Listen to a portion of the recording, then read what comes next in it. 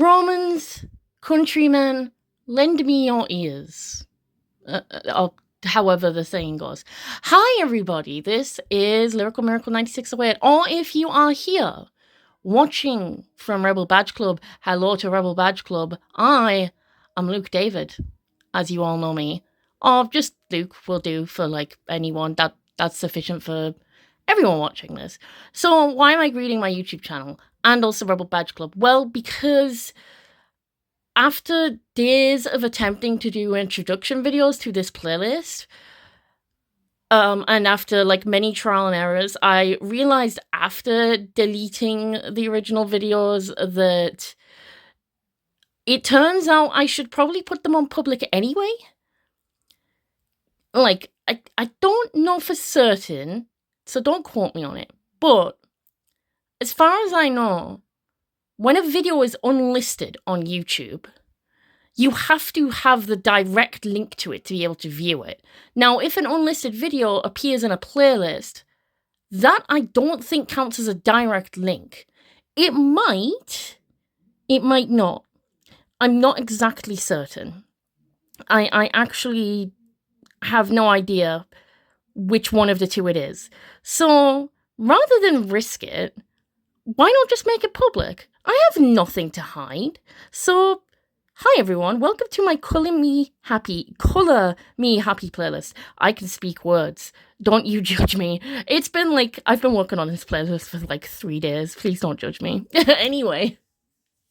So what's Color Me Happy? Well, for those watching from Rebel Badge Club, they know what it is. But for you watching at home that don't know what it is, that is our monthly badge that we have been working for this month's challenge. All throughout May 2026, we've been doing these tasks that relate to all the different colours of the rainbow. As you can see by the preview on this thumbnail, here are 7 of them. I'm hoping I don't get into trouble for showing that. Now, the reason the thumbnail of the playlist is this is actually, I didn't want to show all of them. I just wanted to show specifically the light blue one, because that is the clause that this playlist covers. That's the only one I wanted to show, but it doesn't actually let me zoom in the thumbnail that far. That is as close zoomed in as I could get it. And you know what? It works anyway, because it's got each of the 7 colours anyway. So, you know, it kind of works out all in the end, all things considered. So I think it looks good. Don't worry about it. So yes, this playlist covers one of the blue clauses. Now for this monthly badge, I mean, first of all, you have to be a member of Rebel Badge Club to participate in it. And if you were to participate in it now, you'd kind of, if you wanted to get the badge in for like cut points, you'd be pretty hard pressed, because there's like a day left of the challenge, so it wouldn't be worth trying to complete, like joining Rebel Badge Club specifically to start this badge and submit it for Patrol Cup points. You wouldn't be able to enter the Patrol Cup and complete this whole badge and submit all your stuff in like less than 24 hours. It couldn't be done. There's no way you could do that. You'd be crazy. But that doesn't mean you can't ever do the badge. You can do the badge at any point in a year, at any given time. There are people who still work on badges that came out in like the years of 2022 to 2025. It's just if you wanted to, it's just if you want to get points for your patrol, it has to be completed in that month. But I feel like I've already said too much. I want to keep some of the mystery alive. So, you know, if you want to go join Rebel Badge Club, make sure you're at least 18 years old and that you buy at least one of the books and join the Facebook group. That's pretty much the only requirements. That's if it's something you're interested in. I mean, you don't have to do what I tell you to do. I'm not your dad. So, you know, you can join it if you like. It's a lovely, fun group. And the people are friendly. We don't bite. So yeah, anyway, why did this video become a plug? I didn't mean for it to become a plug. I meant for it to just be, you know, straight to the point. Just, this is the badge we're working on this month. Just, you know, if you're interested, that's all. So the tasks for this month's badge. Now, what's actually required to earn the badge is to do one of each colored task. So you could take all these tasks in the thumbnail and do those ones. Easy, GG. You could do all of those. As long as you have done one of every color from red to violet, that's what counts. Now, I'm not doing all these 6 that are in the thumbnail. I'm just working on 2. Actually, no, I lie. I'm working on 4 out of this thumbnail. I'm working on the yellow, learn how to sing the song I Can Sing a Rainbow. The blue, which is, I mean, that's completed now. It's the very purpose of this video. I've done the purple, complete a paint by numbers. I've done a few of those now. And I'm gonna finish on the violet, or the indigo, I suppose. Collect as many items of each of the 7 colors. So I've still got the yellow and of this thumbnail, I've still got yellow and indigo to do. But I've done blue and purple. And then there's like some other stuff, like other colors that I'm gonna do. But like I said, I'll keep the mystery alive and let all the other clauses be elusive and mysterious. Us rebels know what it's all about. So, you know, that's what we've been working on this month. We've been working on a nice, colourful, rainbow-themed badge called Colour Me Happy. You do one of each colour task. That's all you gotta do. That's it. Just 7 tasks. Or was it, I think the thing said 6. I'm starting to doubt myself. I'm not going to question it. I'm not going to question it. I've already, like, rambled on for nearly 8 minutes and gotten absolutely nowhere with this video. So, I'm gonna stop yapping now, because I think you all understand the point of this video now. So, what this video serves to do is I'm going to go through all the videos on my playlist. No, I'm not going to play the songs, because that would be, God, that would be hours. That would be actual hours of music. But I'm going to, like, take you through each of the songs I've submitted in my playlist and explain why they're there. So as you could see by that blue clause, the whole point is to create a playlist with colours in the songs or the artist names. Now, the purpose of this video is obviously to show you how I've done that. I don't need to do that. I'm just doing that, you know, because I can. But here's where it gets interesting, because I decided to make this an extra level of challenge for myself. I decided to set myself some rules for this playlist. I decided I wanted to follow a very set specific criteria of rules to complete this playlist. And here are my rules. 31 songs, that's to represent the 31 days of May. You know, because the badge is it's the May badge. So 31 days, 31 songs, a song every day, if you will. If you like it that way. So 31 songs. Now, of course, 31 doesn't really divide into 7 now, does it? And it doesn't have to just be the rainbow colours. It can be any colours you want. So I had to kind of get creative with that. Especially with my other rules. My other rules are I must have, for each colour that I've chosen, I must have at least one song where the colour is referenced in the source material. Now, by source material, or source, I am counting artists, bands, shows, as in TV shows, things like that, musicals, movies, anime, anything like that, even as specific scenes Not necessarily the show titles, but the names of the scenes that the songs come from can also be used as source material, if I am to get that specific. Now, that's only really relevant to, like, one of the songs. But, yeah. They are what count as sources. So one song from each colour has to have that.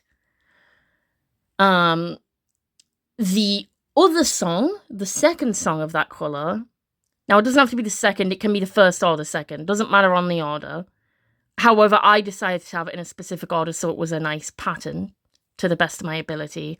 I decided to try and do source title each time. So like A, B pattern to the best of my ability. So one of the other songs in the colour category, remember, it's a minimum of 2. Minimum of 2 per colour. One is the source. The other, whichever one it is, has to reference the colour in the title of the song. That's the only 2 requirements for each colour that I have set myself. One song where the colour is referenced in the source, and one song where the colour is in the title. That's the minimum requirement. I can have multiple songs per colour. I don't have to have the same number of songs per colour. As long as there are 2 songs per colour that follow that rule. One source, one title. That's it. So those are my rules. 31 songs, each of those colours, with that rule in mind. Now, the other rule that I set myself, now this isn't so much a rule, this is more just a framework, like a template, rather. It pertains to the order of colours that I decided on. Now, obviously I wanted to have all the rainbow colours, but I also wanted to have pink in there as well, because pink is my favourite colour. And see, the interesting thing about pink is it lies very nicely between red and purple. Pink can transition from purple and into red. It, like, loops that whole rainbow circle around. It connects them all, and I like that it does that. So I've decided for my framework, if you will, if that's the right word, the template, if you will, start with pink, transition to red, and then transition through the colours of the rainbow as seen in this template. I mean, indigo and purple are the wrong way around, but I'm not judging. I'm just pointing that out. So, you know, the standard colours of the rainbow. And then back into pink. So start on pink, end on pink. It's my favourite colour, so why not? And then if I want to add in any extra colours, add them after pink. So I tried my best to, when I did add extra colours, to have them kind of transition from pink as best as I could. So like pink transitioning into like brown, and then brown going like darker and darker and darker till it gets to black. Sudden flashbang into white, you know, for that nice contrast, black then white. And then end the list on just every colour, just rainbow everything. So that's my template. Pink, each colour of the rainbow, pink again, then just transition in a way that makes sense in my head. So for me, that was brown, black, white, rainbow. So that's what I did. Those are the colours I've chosen. And that's the order I decided to do it in. Following those rules that I set for myself for that extra challenge, you know, just for funsies. And I believe that is all the groundwork and all the criteria. I don't think I've missed anything to my knowledge. Oh, the last thing is try not to include any artists or anything that are like known to be really problematic. I know that's hard to follow like to a T. There isn't really any perfect saint of an artist out there, but I've done that to the best of my ability. with the knowledge that I know about each artist and source material. So I've done that to the best of my ability. That's all the rules that I've set for myself. I've just noticed, like, the background of the thumbnail, is nice and rainbow as well. I like that. That's very cool. The, Color Me Happy playlist has a rainbow background. Very, very cool. So yeah, that's everything. That's all the, that's all the disclosure. That's all the, T's and C's, if you will. That should be everything. So yeah, I'm gonna go through each of these, just the titles, not the actual videos, explain the connection as briefly as I can, and explain why I specifically chose those songs, not just for color reasons, but for personal reasons as well. I will also upload a much shorter, more condensed version of this video next. I'll give a too long didn't watch version, just speeding through the titles, so that if this video is way too long, and I mean, by this point in the video, if you've decided it's too long, you probably should have skipped it by now. If you're still here, I super appreciate it, but that's an option. So yeah, I will give a zoomy speedrun version as well. But this one's the detailed personal exposition of why I composed this playlist, because I didn't just throw it together. Every choice was a personal choice. Very carefully hand-selected. And as you can see, in this playlist, it does say unavailable videos are hidden, and it says it contains 35 videos. This is not correct. 35 is not the correct number. It is actually only 31, but that total is counting the unavailable videos, all 4 of them, which is why it says that. Now, the reason there are unavailable videos hidden from the playlist is because those are the initial attempts at this video that I'm doing, and the speedrun video, and updates that I did later on. And I decided that was just too much of a hassle, so I'm just going to delete them and start all over again. Because I reworked and updated the playlist a few times, and I was like, this is creating way too many bonus videos. I'll just get it all in 2 videos. No update videos. Just do the introduction and cover the playlist of all the songs that are your final decisions, locked in, final answer. So that's what this video is. After recording 4 previous videos over the past couple of days, and updating the playlist and tweaking it around and doing update videos, I decided, screw this, just throw them all out and just start again. And cover the final playlist, which is what this is. This is the final locked-in official Colour Me Happy playlist of Luke David, also known as Lyrical Miracle 9608. If you want to follow this channel, feel free to do so, but you're not required to at all. It's totally up to you. Thank you so much for watching my channel, by the way, and for watching this video, and for listening to this playlist. I hope you all enjoyed the songs that I've put into them, and I think that's everything.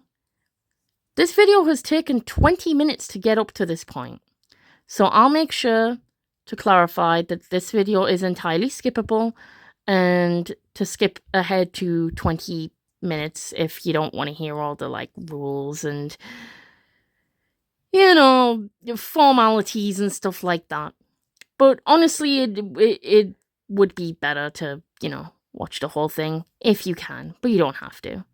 And if you have watched this whole thing, again, thank you so much. I really, really appreciate you. So that is for real everything now. So thank you for hearing me out. Thank you for being here. Welcome to the playlist. Now we are going to jump straight into it without any further ado at all. This is my exposition and breakdown my expose of my Color Me Happy playlist from May 2026. Here we go. Welcome, welcome. So we are finally here performing for you. That song's not in the playlist.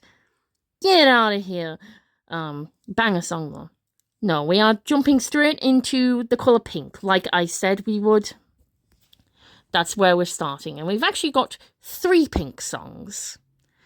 Like I said before, not each colour has the same amount of songs. That's totally fine. So we've actually got 3 pink songs. And 2 of those pink songs are Pink songs. Pink, the artist. So that's our source material. So our pink source is Pink, the artist, who, that's her stage name. The artist is Alicia Beth Moore, but obviously everyone knows her as Pink. And, you know, she's been around my whole life, and I love her so much. Her music has had such a powerful impact on me my entire life. So I wanted to include a song that I just liked in general, that I just, felt was an absolute banger. And then a song that, really personally spoke to me. So the first song is the banger that I just like to listen to. That's Who Knew. And I cannot believe that album is over 15 years old now. That's wild to me. My sister had that exact album that is portrayed in the thumbnail. She had that album. She probably still does have that album. So, you know, we had a bunch of Pink albums, and, you know, we've always loved her. We'd love to see her live someday. That would be a dream come true. But as for just the bop to just, you know, kickstart the playlist with a banger, we start with Who Knew. Because I just like that song. It's very hard to just choose a song, like one song that you like from an artist like Pink, because she has so many iconic songs. So this was a really hard choice. But I was like, what kind of vibe am I feeling today? And that was the vibe I felt. So that's what I put in the playlist. So that's why Who Knew is in there. And then for our second Pink song, I had to go with Effin' Perfect, also known as just Perfect. There's a clean lyric version as well. She did 2 versions, one with the swears, one without. And I was like, I'm gonna go with the one with the swears because I haven't heard it in so long. I've heard the squeaky clean version for so long now. It's nice to just bring that edge back, you know? And I love this song. It's one of my favorites of Pink. Actually, these 2 are probably my favorite Pink songs, but especially Perfect because that helped me through such a dark time in my life when I was facing so much bullying and self-esteem issues. And she reminded me that, like, you know, they're just being haters. There's nothing wrong with me. And that I'm perfect the way I am. And that was, like, such an important message for me. And it still is today. I'm a lot more confident and happy now. But I, like, can't forget to credit that song as, like, a small part of where that confidence began. So I gotta really appreciate and thank Pink for that. So thank you for reminding us that we are all perfect the way that we are.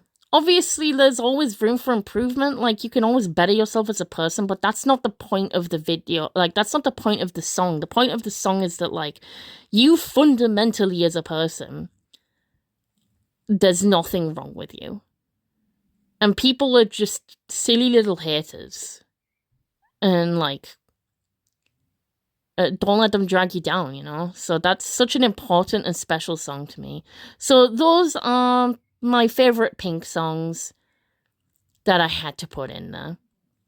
But of course, as per the rules, I need a song with Pink in the title. Well, that's super duper easy. We have Chapel Roan's classic hit Pink Pony Club. I love that song. It's so damn catchy. And I love her music. And she is an icon. And, you know, she's an LGBT icon as well. That's super important to me as an ace and pan transgender man. So, like, that's all really important to me. And Chapel's just such an icon. And Pink Pony Club is just an absolute bop.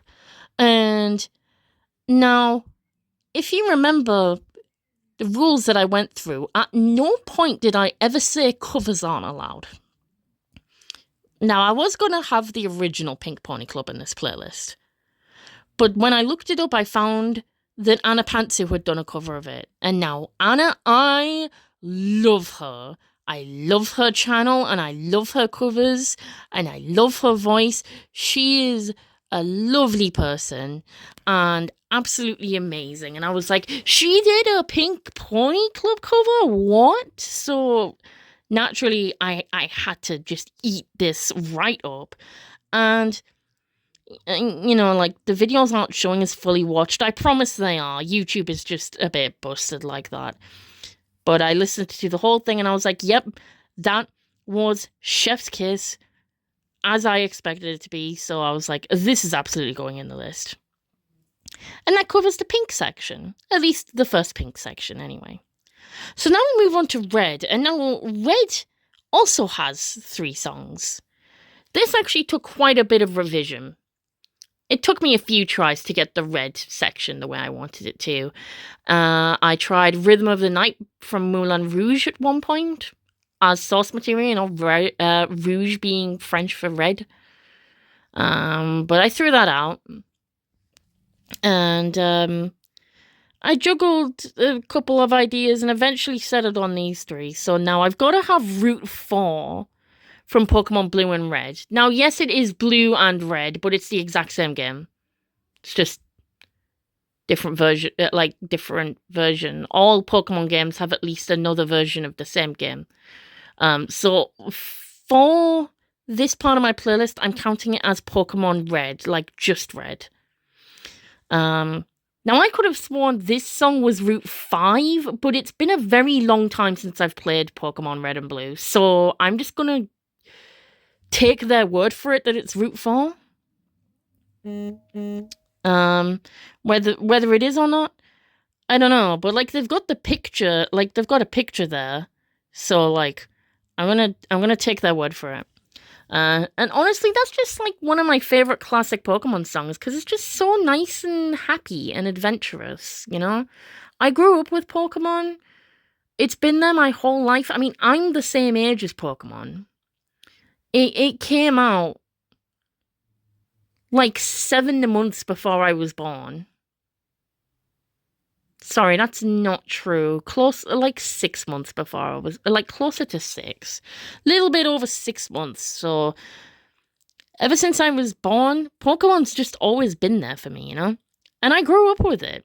I grew up with the anime. You will see Pokemon return in this playlist via the anime. Of course, naturally. Because I grew up with the anime, I grew up with the games. Pokemon has been one of my special interests for a very long time. So I really love Pokemon, and I'm just like, let's just go all the way back to the beginning. The very origins, Pokemon Blue and Pokemon Red. And like I said, we're just focusing on the red part. And we get Route 4, or like one of the first 5 routes anyway. And it's just this nice, happy song in C major that just really feels like it's starting off the adventure. And you're ready to go. And it's just a nice, nostalgic song, you know? I love it. So moving on with our red section. We now have, so the title is cut off here. But obviously, if you do give a listen to this playlist, you will see the full title. Now, I'm not going to tell you what the full title is, because I'm going to actually give it a different title. And I know that sounds like cheating. However, for those who know, I'm technically not wrong. In fact, there is no technically. I'm giving it a completely accurate title. There is nothing incorrect about it. So I won't tell you the official title of it, because when I give you my title of it and you compare it to the official title, that then becomes a spoiler. I mean, it's a pretty old spoiler by now, so, like, most people know it, but I don't know, like, there's always new fans, like, joining fandoms, like, that don't know everything about it, so I'm not going to take the risk. If you don't want it to be spoiled, just take my word as this being the title, and when you get to this song, just close your eyes and just listen to the song. It's not a very long song anyway. But ignoring the official title, the title I'm giving it is called Garnet's Reunion. And that's all I'm saying on the matter, because I can't say anything else without spoiling the context for that scene. And like I said before, okay, so let me amend something I said before. Previously, I said that the origin, the source material pertaining to specific scenes, and when I said that only pertains to one, that's not entirely true. It pertains to this as well. But, you could argue that this is source material, following the source material rule. You could also argue it's following the title rule, because the title I'm giving it is Garnet's Reunion. So whether you consider Garnet's Reunion to be the title of the song, or whether you consider it to be the scene in question that the song plays in, it doesn't matter. It ultimately doesn't matter, because I've got the one source being Pokemon Red, and I've got the one title being Ruby from the Kaiser Chiefs. So this one is a nice fusion, if you will, of the two. It can be source, it can be title. You can consider it either. In any case, we can all agree on this. Garnet's Reunion refers to a character called Garnet from Steven Universe, and what we can all agree on is that Garnet is also a shade of red. So that's why I've put it in there. And, like, this specific song, it's just a really nice, beautiful song. It's very short, but the scene in question that it comes from is just one of my favorite scenes in the entire show. Steven Universe is one of my favorite shows. It's also a special interest of mine. And the scene is just so beautiful. And it does pertain to Garnet. Now, Garnet herself is not directly in the scene, but, like, she appears right after it. And the music leads up to... Garnet is the result of that scene, if that makes any sense without me spoiling it too much. I probably have already spoiled it, but, you know, it's whatever. I love Garnet. She's one of my favorite characters. And I just had to have her reunion scene, like, the song from that. Especially because, like, it's got this one specific motif in it as well that is specific to Garnet. It goes dun dun dun dun dun dun dun dun dun dun, and that's, like, a very important motif for Garnet. That specific melody, no matter which key you put that in, that is a very Garnet motif, because that appears in the main melody of the song she sings right after the scene. Her song is called Stronger Than You. Also an absolutely banger song. I wanted to choose that for my Garnet submission, honestly. I absolutely wanted to choose that for my Garnet submission. But the title itself is just Stronger Than You. That doesn't refer to any specific color. Now, Of course, you could argue, well, it's a Garnet song, so that's where the association comes from. But I wanted the association to be a bit more obvious than that. Because Garnet herself, in Stronger Than You, is not in the title of the song, nor in the title of the show.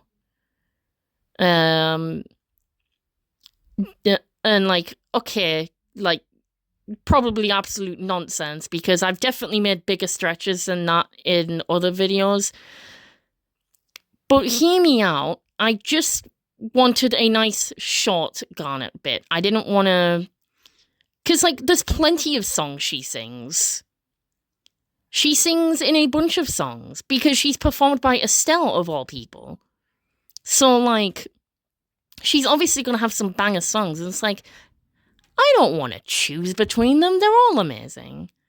So I will just have that one special magical piece of music that makes me think of her in that nice, subtle way, with that motif and what that motif means, because that motif isn't just a melody that she sings.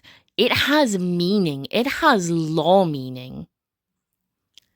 And it's beautiful, and it's such a beautiful piece of music. So that's what I went with for my Garnet submission. Mm-hmm.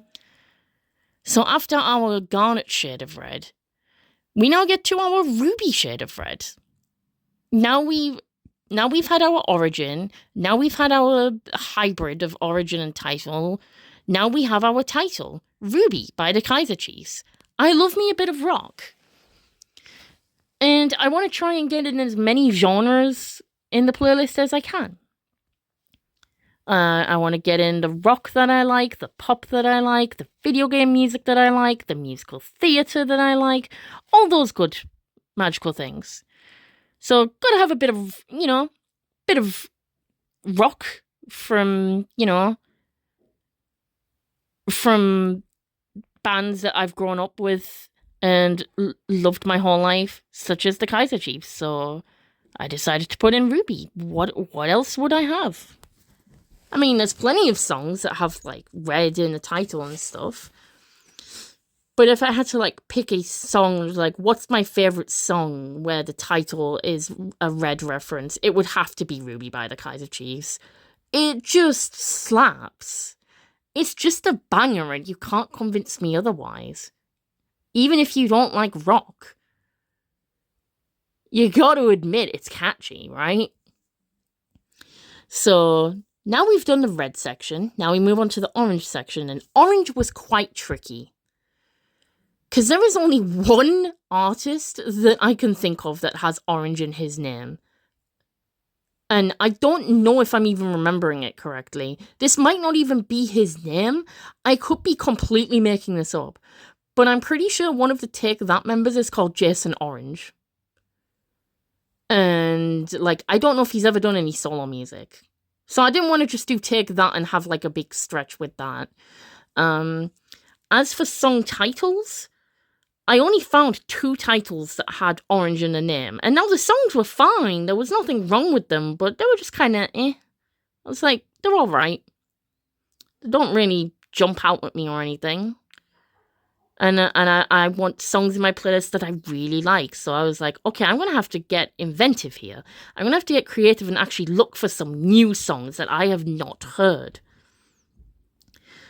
So I was like, I'm going to have to use some synonyms, some different shades of orange, some different hues. So I was like, okay, what other types of orange exist? There's citrus, there's carrot, there's amber, and I thought, amber? That's iconic. There's got to be someone called Amber out there, right? Turns out there is. There's an entire band called Ambertown. And interestingly, they're a metal rock band. And now, like I said, I like my rock. But metal isn't really something I normally listen to. It's not that I dislike it or anything. I'm just kind of a bit fussy with it. Like, I don't like it if it's too screamy. Like, I like a little bit of screamy, but not too much screamy, you know? I've got to, like, be really particular with metal rock. It's just got to have, like, a specific sound to me. I guess I'm a bit fussy with it. But I was like, okay, let's check out this metal rock band Amber Town and their song called Bloom. And oh my god, Rebels and viewers and everyone alike, they blew my mind. Amber Town, oh my god, I'm so glad I checked them out. Because if all their songs are as good as Bloom is, then I can safely say they're actually amazing. And I don't say that about a lot of metal rock, because of how fussy I am with them. But, yeah, the lead vocalist, I don't know her name. What an incredible voice she has. And I think with, like, metal rock, I think I prefer female voices over male voices. I can't pin why that is. I can't pin it down, but they just seem to do it better. Sorry, guys, but they do. Not that y'all are bad or anything, but, you know. Amber Town just blew my mind. I was like, oh, this is a good song. This is not my usual thing at all. So it's like, well, let's put in some new stuff I don't usually listen to. Let's diversify the playlist.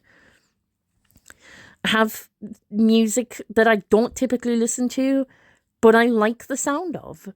Let's get explorative, if that's a word. It probably is. So I put Amber Town's Bloom in there. And I was like, okay, well, now I need an orange title. And I was like, I don't know what to look for. So I was like, what are other types of orange? I was like, ginger is a type of orange. And I was like, I know I'm going to regret looking this up. Because I know what the internet is like. I know what meme culture is like. I know what the media is like. So I looked up ginger songs and it came up with exactly what you would expect it to. And I was like, that's not the kind of music I'm looking for. I'm not looking for silly parodies taking the mick out of people. That's not what I'm looking for. It came up with like South Park, things like that. I was like, I'm not a fan of South Park. It's not my cup of tea. So give me just an actual, like, you know, like a hit that you could find in the charts or something. Give me something that I would actually listen to. And then I found, and it didn't take a lot of looking actually, I found it quite quickly. I found this song called Ginger Lemonade. And now I don't know, it says it's by Good Kid, as in that video. I don't know if Good Kid is the artist behind the song, or if that's just who uploaded the video. But I found this song called Ginger Lemonade, and I was pleasantly surprised. I was like, okay, what on earth could a song titled Ginger Lemonade be about? And I was just pleasantly surprised. I was like, you know what? This is just nice and catchy. This is just a nice standard hit, but not like standard in the sense of like cliche or boring or anything like that. It still felt fresh. It still felt new to me. And it's just a good song. It's just nice and catchy. I was like, yeah, we'll put that in there. Why the heck not? And so the orange section, let's tick that off. So now we transition over to yellow. And I went through a bunch of options for yellow, honestly. At one point, I had the Pokemon Gold credits in here, for crying out loud. But I was like, no, because I kept like tweaking the playlist around and I had to sacrifice some videos. So sadly, the adorable Pokemon Gold credits got sent, like, yeeted into the sacrificial void, unfortunately. But there were two songs that really stood out that I just had to use. So for my source material, as in specifically for this, we're going with artist name here. We've got the collaboration of Calvin Harris and Ellie Goulding when they brought out the song I Need Your Love, which has been out for a while now. But it's just been such a long time since I've heard it, and I was like, I remember really liking that song. Is it as good as I remember? I re-listened to it, and I was like, yeah, it's better than I remember, actually. And it's an absolute banger, so I was like, yep, let's put that in there. Ellie Goulding has gold in her name. Is it spelled like the mineral gold and the colour gold? No, it's absolutely not, because it's got a U in there. But, no one said I can't have phonetic references. So phonetically speaking, in terms of pronunciation, Ellie Goulding does in fact have the colour gold in her name. And what is gold? Gold is a shade of yellow. Perfect. So, gotta have some nice contemporary pop / whatever other genres it mixes into. I'm not sure what exactly it would count as. I know it's definitely more than just pop. So, yeah, I remember that song coming out and really liking it. I'm just like, yeah, it turns out I still like this song, so I'll put it in. And then we get to the next song. And this song was just an instant go-to for me. I was like, this one is so easy. One of the easiest choices I've ever made for this entire playlist. There was only one that I could choose for yellow in the title. Actually, I had two options. I had the one that I chose, and I had Yellow by Coldplay, because I do like Coldplay, and I do like the song Yellow. But there is a song with yellow in the title, or a shade of yellow rather, that I like significantly more than most songs that Coldplay have ever done. And that is Build Me Up Buttercup by The Foundations, released all the way back in 1968. Guys, that is older than my mother. But I am not particular about when a song came out. I'm not fussy with decades. You can play me a song from the 1920s if you like. If I like the sound of it, I vibe to it.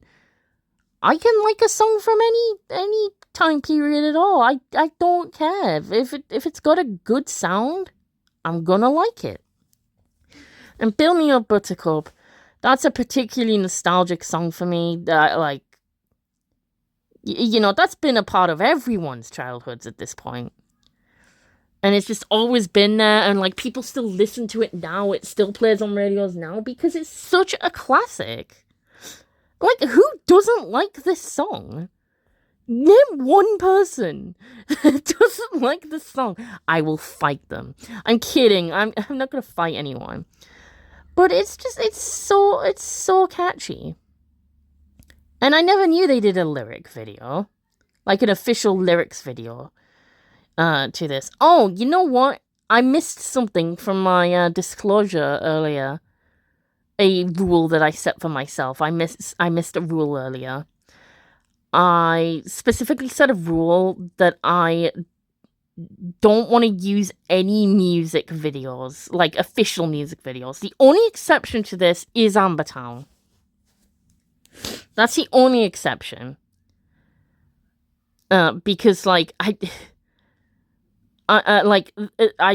watched that to see if I would like the song, and I liked it that much. I didn't even think. I just instantly added that video onto the playlist. I didn't even think. So, you can boo me if you like, but it's not a hard rule. Like, I can add music videos in if I want.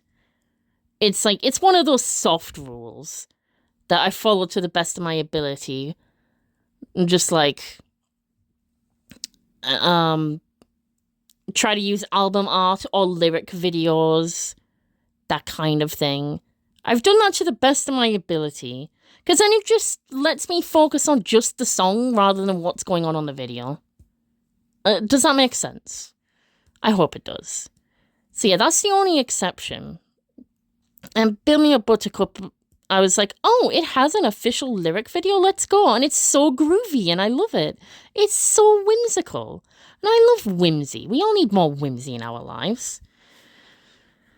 And, like, the song itself is just, it's such a banger. Like, it's kind of sad at the same time. Like, lyrically, it's kind of sad, but it's, like, too happy to get really sad. Like, the vibe is too happy to be really sad at the song. Like, you're too busy grooving to it. You're too busy grooving on it to really think too seriously into the lyrics. But that's just a song you can just jam to and sing along to time and time again. That's a classic karaoke song right there. And I love me karaoke. I love me some karaoke, is what I meant to say. I'm not, like, unintentionally messing up my grammar. Like, this is all deliberate. So, Buttercup Yellow. Buttercups are very pretty. Have you ever put a buttercup under your chin or someone else's chin and be like, if your chin glows yellow, it means you like butter? Obviously, it glows yellow for everyone, but that's such like a fun old wives' tale that we just all bought as kids, and just we'd pluck little buttercups and twirl them under each other's chins, and it's adorable. I wonder if people still do that. They probably don't, but it's very adorable if they do. So yeah, Buttercup Yellow, Build Me Up Buttercup. It was the choice, the only choice for the yellow title, because that is one of my favorite songs ever. Just of all time. It's gonna be in my, like, I don't know about top 10, but definitely top 20. It's definitely in my top 20, maybe my top 15. No, probably my top 20. It's so good. Now, we can finally move on from yellow and onto green. Now, we've got quite a few green options. We've got a grand total of 4. So I'll try not to take too long on this, because we are nearly an hour in already. But for green, I had to go with Green Day, because Green Day is one of my favorite bands. They're probably my favorite rock band, that's for sure. My favorite rock bands are Green Day, Linkin Park, Kaiser Chiefs, Foo Fighters. And, like, that's not just sticking to one type of rock. I love other kinds of rock as well. I love glam rock. I love Queen and stuff like that. Queen's actually my favorite band of all time, and it is a crime that Queen is not in this playlist. They absolutely should be. They should absolutely be in this playlist, but I just couldn't find a place for them. I'm sorry. Is it any surprise I'm in the Mercury Patrol? Anyway, if it's any consolation to anyone, despite Queen not being in this playlist, Queen is on my music page, that my Rebel Buddy... Sorry, I shouldn't say Rebel Buddy, because that actually has a specific meaning. Not Rebel Buddy in the Rebel Buddy bad sense. I mean, my friend that I buddied up with this month to talk about music with for another challenge.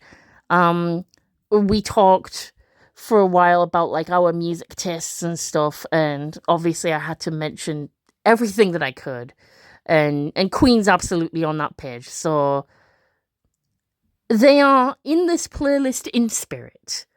They get a consolation prize of being on my Music Buddies passport page. So yeah, that's the consolation prize. I'm sorry, Freddie. I hope me being in your patrol and having your band in my music page is good enough. Oh well. So, you know, I love Queen. They're my favorite band ever. But Green Day, cycling back to the green theme, Green Day is one of my favorite bands as well. I love all their songs. So there was a lot of songs to choose from. But my favorite song by them is Jesus of Suburbia. It's a long one, but not in the sense that it gets boring at any point. Like, it's a 9-minute song, but it doesn't feel like 9 minutes. At no point does it drop or drag. It is just constant banger after banger. And by the time it gets to the end of the song, you're like, oh man, it's over. Despite the fact you've just listened to it for 9 minutes. It's a fantastic song. It is my favorite song they've ever done. Like, probably not emotionally speaking.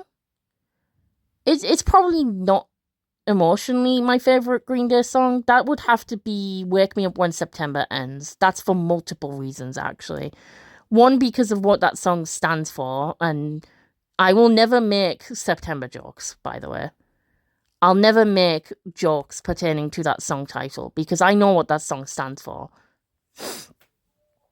That, and also, this is so silly, but that song happened to be playing when my fiance accepted my proposal. So I kind of associate that song with the happy memory of her saying yes to marrying me.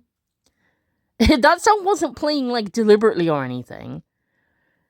Just, that was the sound, like, there was a whole soundtrack playing of, like, different songs. I actually have a separate playlist of all the songs that played during that section of the live stream that I proposed to my fiance in a live stream. We weren't live streaming.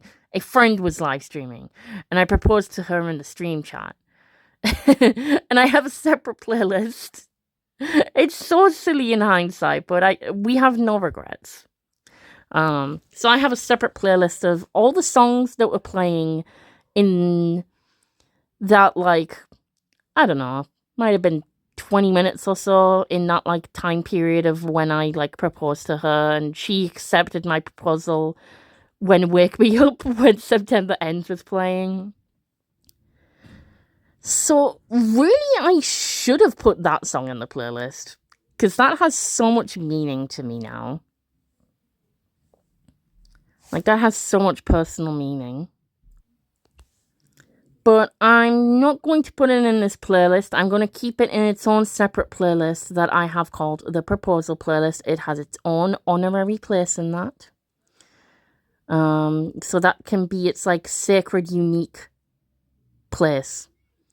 It has its own playlist and everything. I'd love to put it in this playlist, but it has its own special place already. And also, yes, that song has happy memories for me, but it has really sad memories for Billy, and the lyrics are really sad. And I want to try and keep this playlist as happy as possible, like, as uplifting as possible. Like, that doesn't mean every song has to be happy, but, you know, like, I don't know. Other than Wake Me Up When September Ends, Jesus of Suburbia is my favorite Green Day. Like, they're both my favorite song. Like, probably equally. Musically speaking, probably Jesus of Suburbia a little more. Emotionally, September is my favorite song. Musically, Suburbia is my favorite song. I hope that made sense. So, I went with the musical choice. Green Day, Jesus of Suburbia. Absolute banger. 10 out of 10, no notes.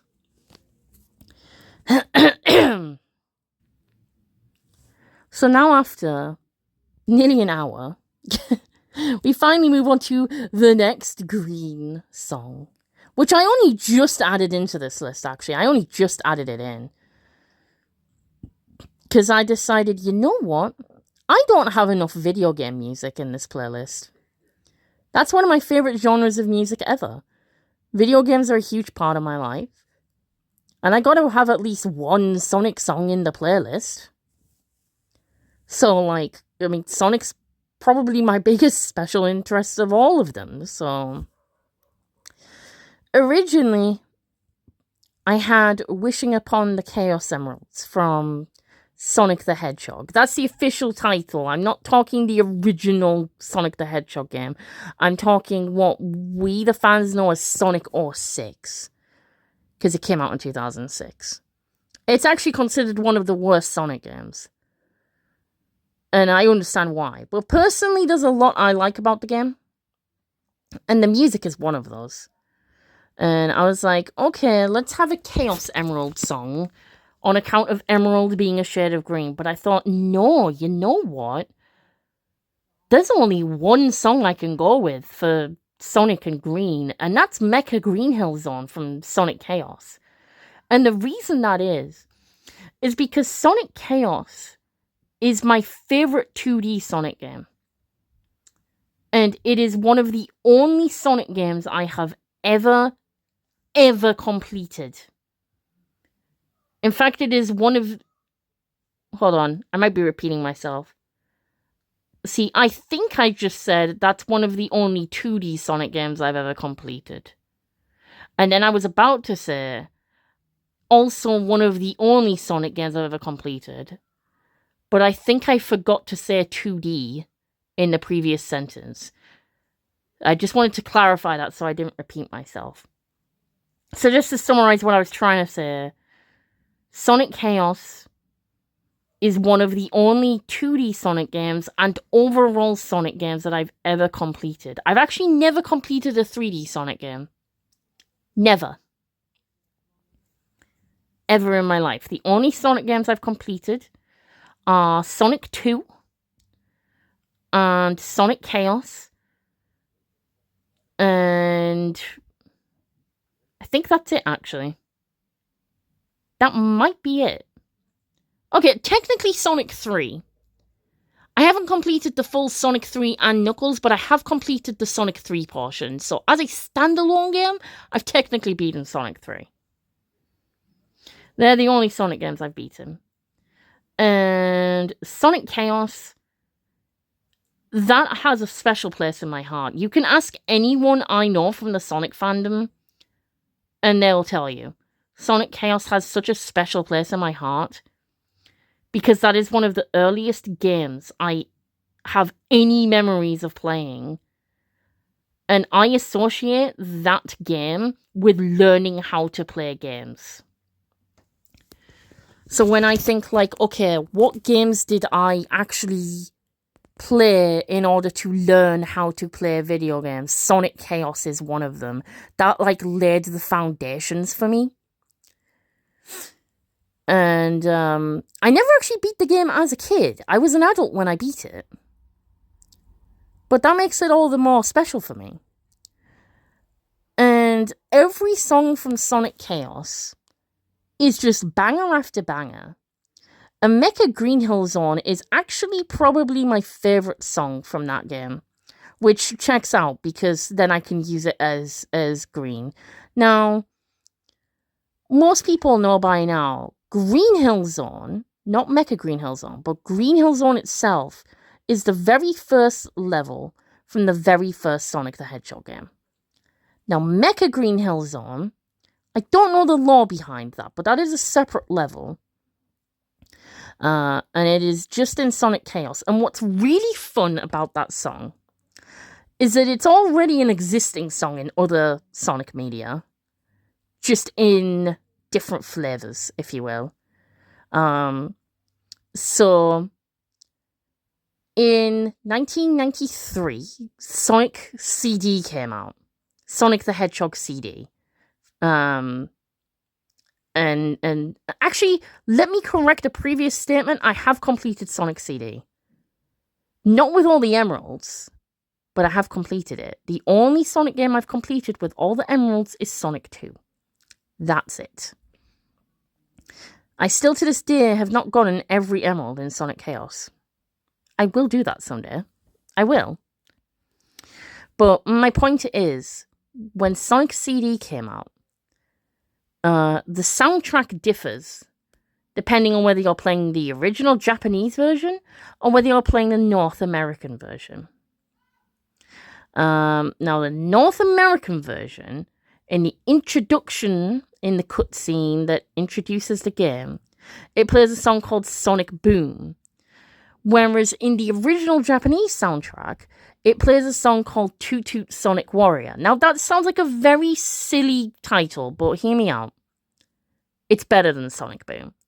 Don't get me wrong, I love Sonic Boom. It's a great song, fantastic. But Toot Toot Sonic Warrior, just musically speaking, really hooks me. And the reason I bring this song up is because Mecha Green Hill Zone melody is actually the Toot Toot Sonic Warrior song, just in the Sonic Chaos sound font. And I believe that melody also appeared in another Sonic game that I haven't played. I think it was Flicky's Island or something. Feel free to correct me if I'm wrong on that. I don't remember the name of the level. But someone actually did a mashup of all 3 versions, and it went so hard. I think I actually ascended. I think I astral projected and ascended to a higher plane of existence when I heard it. Unfortunately, I can't find it anymore. Otherwise, that would be the version I would add in the playlist. Because it is just the best remix I've heard ever in my life. But Mecha Green Hill Zone, it's a very fun level in Sonic Chaos, and you know, that song basically being Toot Toot Sonic Warrior from Sonic CD. It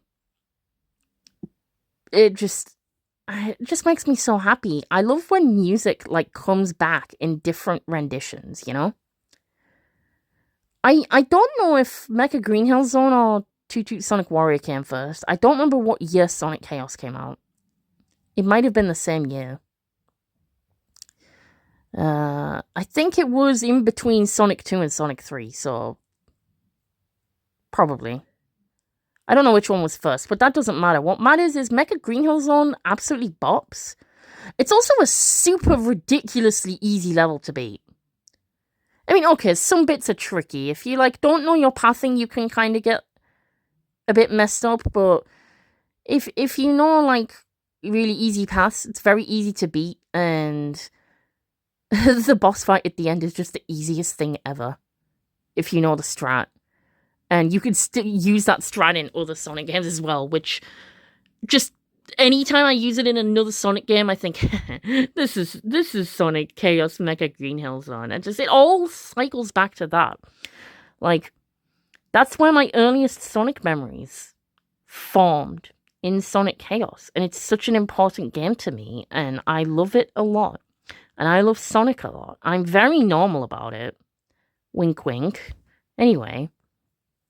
So yeah, gotta have Mecha Green Hill Zone from Sonic Chaos for our second green submission. I'm so sorry I rambled for like a million years on just one song. We're gonna finally move on to the next song.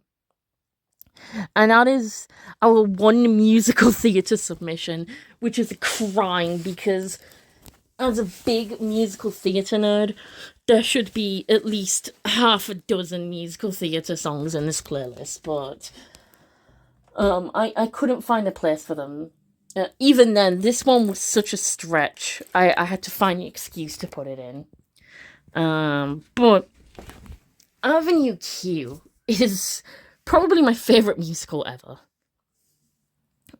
It is probably my favourite musical. And I've seen it live as well. I've seen it on the UK tour. I saw it on the internet first. And I saw it live. And I listened to the songs a million times. Because I became obsessed. I became freaking obsessed with this show for the longest time. So, also special interest. Like, it still is. Just not as much now. I'm a bit more normal about it now. But one of my favourite songs from the show... Now, it's not my favourite song. My favourite song is actually the very last one, which is called For Now. But one of my other favourite songs is actually called The Money Song. It's a very good song. It's very, very catchy. Now, it's very specific to the story, but I think you could listen to it and watch it, like, without context, and you'd, like, easily pick up what's happening. It's obviously just better. It's better with the context, but you can enjoy it without the context as well. And now the Money Song, I feel like it's just the perfect, like, point. It shows the point of the show where things start to really work out and it starts leading towards the conclusion. I hope that made sense. Like, you know when you just get to a certain point in a musical and you're like, okay, things are gonna work out, I think. And there's only like a couple more songs left and then you get the happy ending and it's like, yay, yippee. That's the Money Song.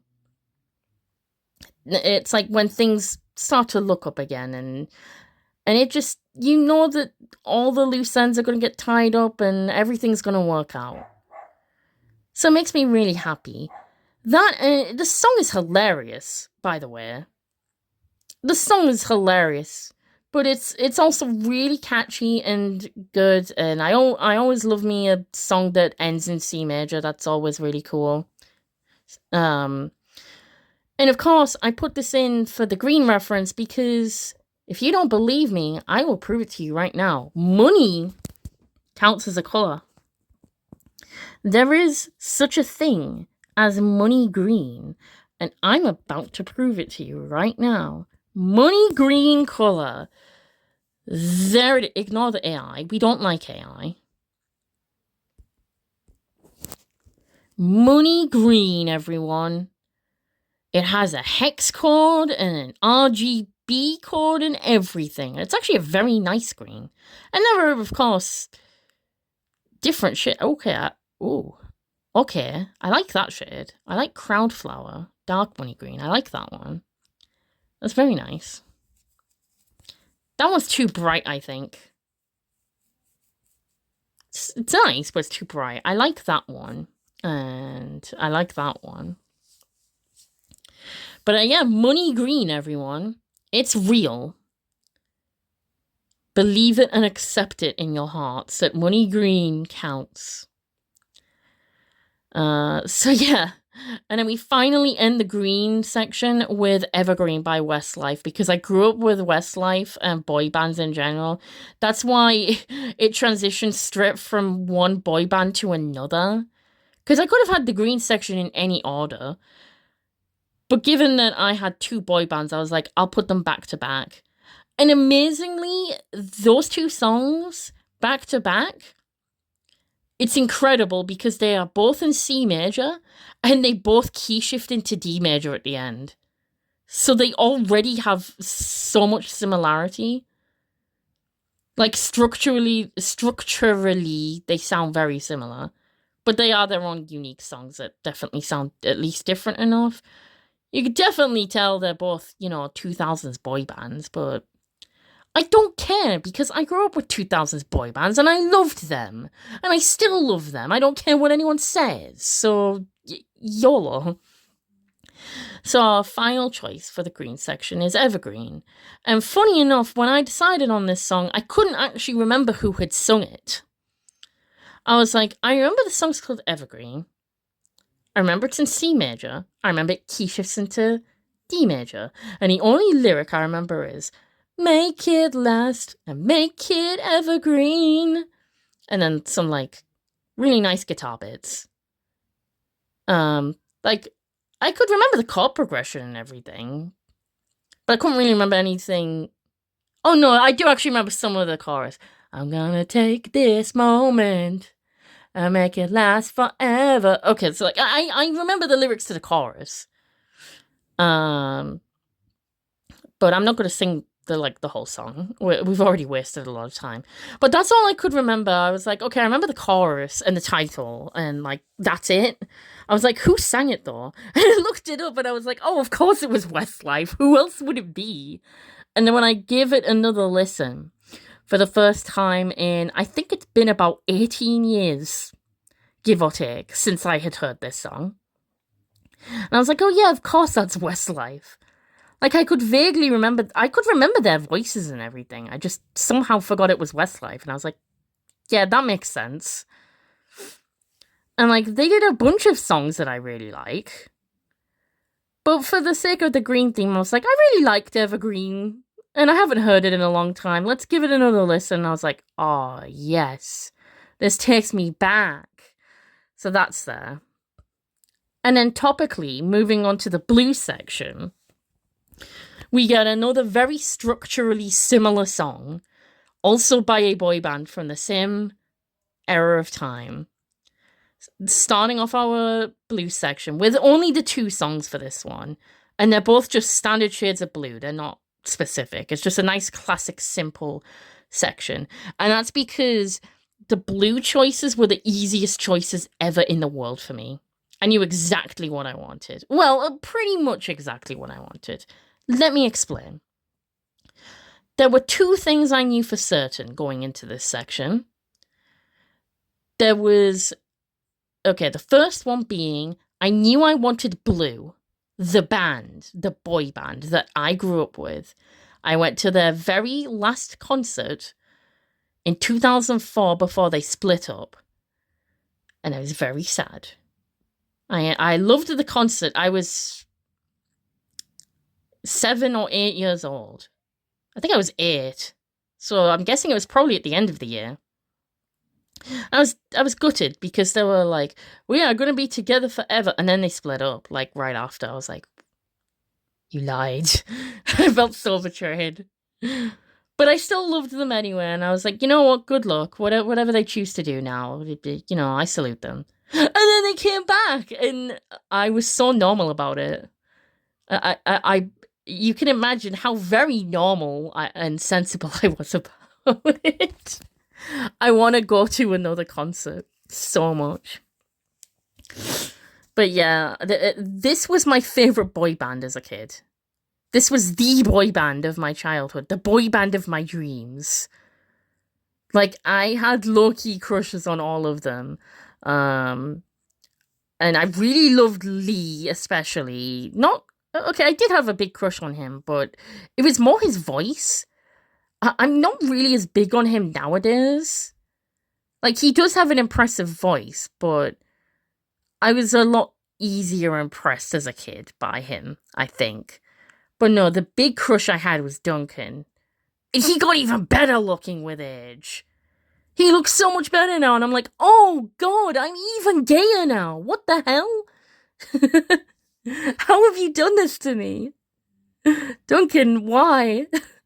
So yeah, a lot of us have had that, you know, kid growing up into a teen, you know, got crushes on those boy bands. A lot of us have had that. Of course, I'm a guy now. I didn't know that at the time. But yeah, I did have a very quote-unquote girly childhood. I like, and like, there's no shame in that. Like, I was happy with that. You know, things just changed. Well, they're not changed, just kind of my perspective shifted. I don't know. But no matter how much I've evolved, I still love these guys. More than I care to admit. And this album art here, well, album photograph, it was just a photograph with, you know, the logo slapped on. But this album cover, my sister and I had this album. So you know how I said before we had the Pink album? We had this album as well. We had All Eyes by Blue. And we listened to that so much as kids that even to this day, before I even looked the album up, I still remembered to this very day, and I remembered the whole time since, I have always remembered that there were at least 10 songs on the album. To be precise, there were actually 12. I forgot there was exactly 12, but I knew there were at least 10. And what I remembered was that the first 2 songs were One Love and All Rise. I believe in that order, if I remember correctly. I could be wrong. I'm saying One Love as 1 because I'm pretty sure that was how I remembered it, as in 1 and 1. And I think All Rise was second. I think the third track might have been Too Low or something like that. That might have been third or fourth. I don't remember. I remembered for an absolute certainty, an absolute fact, that track number 5 was Flyby, and that track number 8 was Make It Happen. Because the amount of times I looked on the back of the album, reading through the tracks, and I memorized that shit at one point. So I knew at any given point what song was going to come up next. Because back then, you know, we put the album CDs into those, like, you know, those, like, kiddie stereos that we had back in the 2000s. You know the ones. And it would show, like, track 1, track 2. And so, like, I'd always know at any given point. We must have listened to that album at least 20 times. At least. I mean, my sister's only a year older than me. She's, like, just over a year older than me. So, like, we grew up with a lot of the similar experiences, you know? And we listened to the same kind of music. And Blue was one of them. And we loved them. And we still low-key do. Maybe not as obsessively as we did back as kids, but we still like them, at least. And we still love their old music. And, like, it's so funny that I remembered some of the exact track numbers. And I double-checked this as well to verify, and I was like, yep, it's still as I remember. So when I was choosing the Blue song, I was like, it's got to be from the All Rise album, because what else could it be? And then I noticed there aren't 10 songs on here. There's 12 songs on here. And then something jumped out at me. And I noticed the very last song in the album, track number 12, was called Best in Me. And I was like, hold on. Wait a frickin' second. Hold everything. And I paused for a moment. And then something just clicked in my head. Like I'd seen an old friend for the first time in decades. And it clicked in me because I was like, now hold on a second. I'm looking at all these titles and I do remember every single title. I don't remember how all the songs go, but I remember every single title and I remember seeing them in that order. And then I saw the very last song called Best in Me, and I was like, I think I know what this song is. And let me tell you, Rebels and viewers, and just anyone here right now, something just clicked because I was like, okay, I've spent a good 17 or so years of my life with this one song from Blue that completely left my memory. There was this one song stuck in my brain somewhere in like my subconscious, covered in cobwebs. I couldn't remember a single damn thing about the song, except for these few things. I remembered, number one, it was a Blue song. Number two, it was on the All Rise album. Number three, it was in the key of C major. Number four, it had an absolutely stunning chord progression. And number five, the final fact I remembered about it was that this was my favourite song Blue had ever done. In the history of ever. And it still is. And I was like, those are the only things I remember about that lost, forgotten Blue song. And I saw that title and I was like, I think that might be it.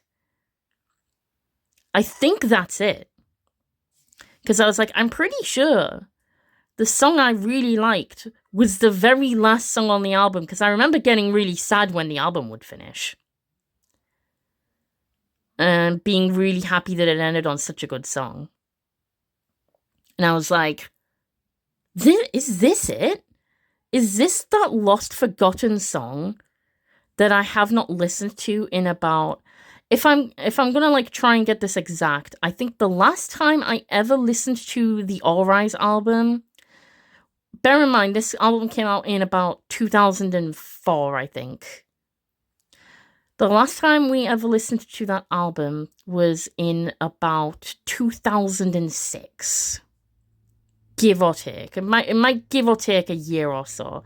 It can't have been any time after 2007. It can't be that recent. I know that for a fact. So it has been at least a minimum of 19 years. It has been probably a good portion of 20 years since we've listened to this album.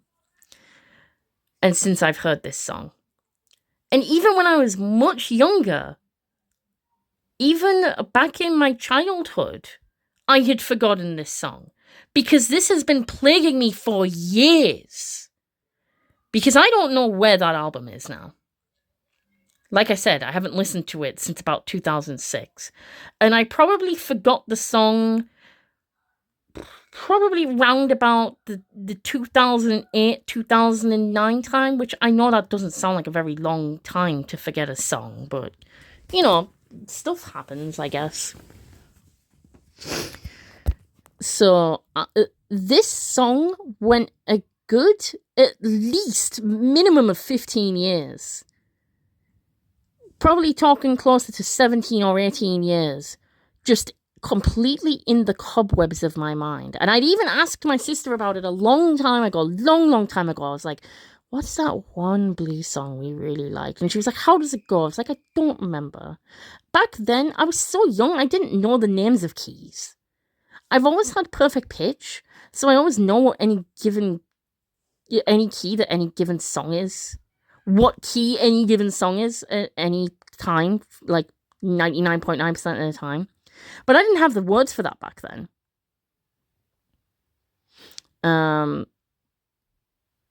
At least, I mean, if I did by that point, I don't think my sister would have understood what that meant anyway.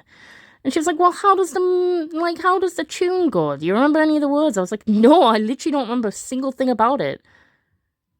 So obviously she couldn't really help me. And then I found this the other day and I was like, it couldn't be, could it? Chat. I'm calling you all chat from this point on. Chat. The amount of glee and joy that I felt when I played this song and realized it was the song. It was the song I had loved and lost for so damn long. I was like overcome with emotions.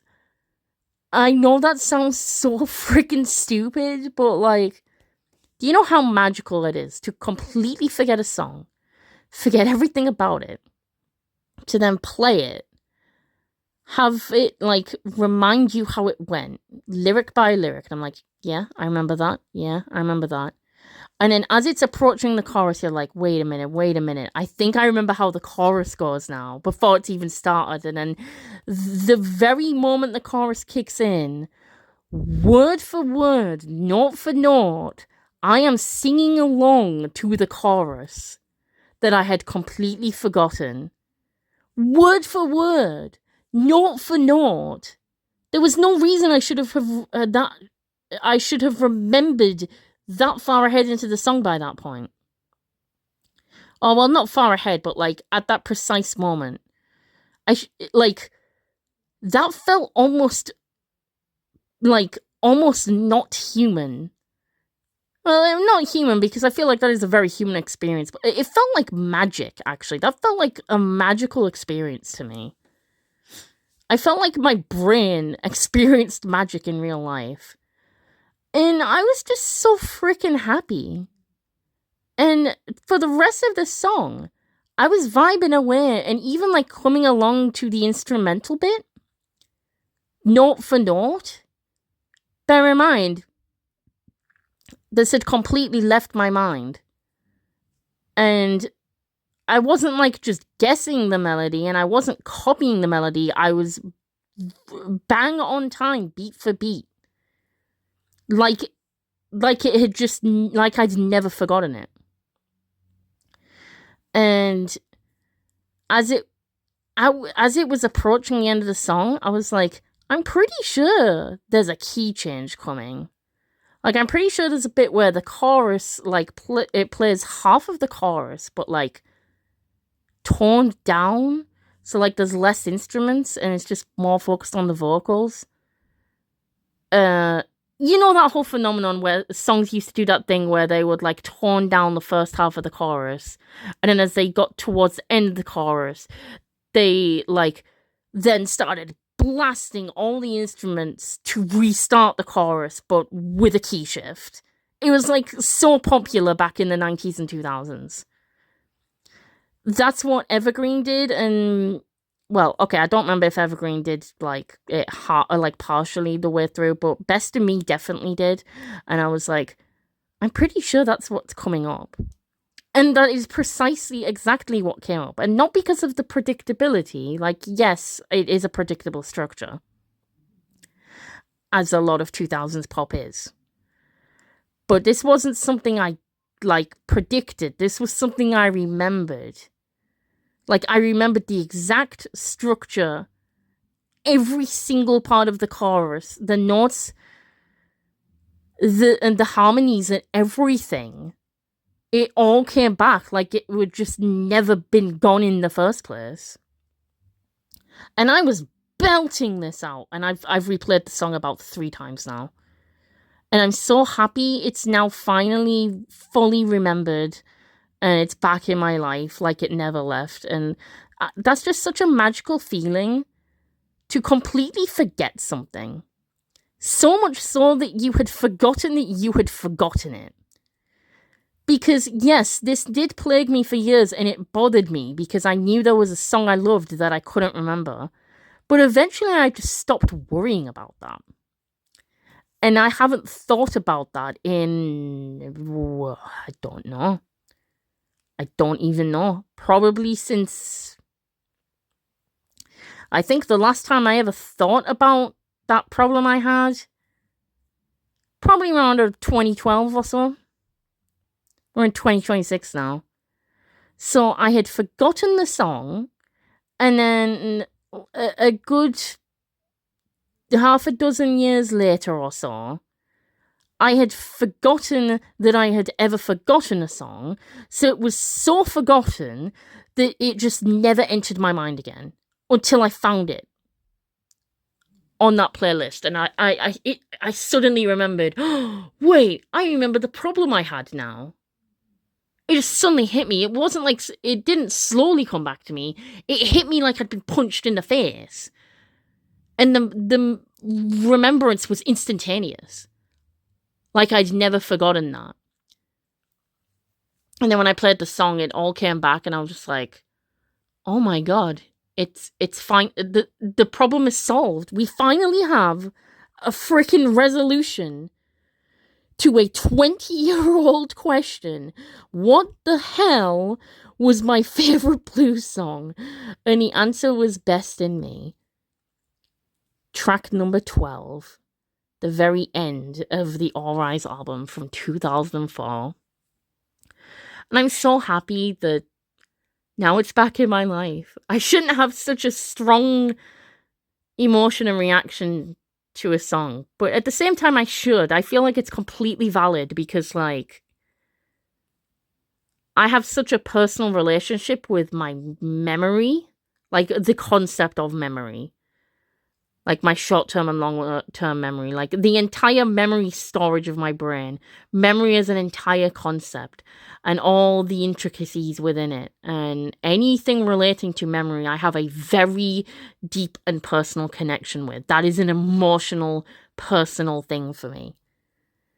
And music is a big part of that, because I also have a deep personal connection with music.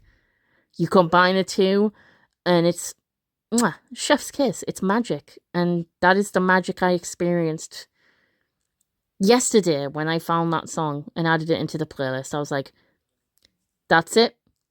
We can finally close that chapter of my life. And I'm so happy. I'm so happy about it. So after 3,000 years of rambling on one single song, a 2-song section of the playlist, a colour with 2 songs, has probably taken longer than the entirety of all the previous colours. Okay, maybe an exaggeration, but, you know, I think we could safely move on from that now. So yeah, our Blue Source, the boy band, Blue, broke up in 2004, got back together in 2000 and, I don't know, like 12 or whatever. It could be wrong, but, yeah, love my boys. And my favourite song, Best in Me, that's there in the playlist now.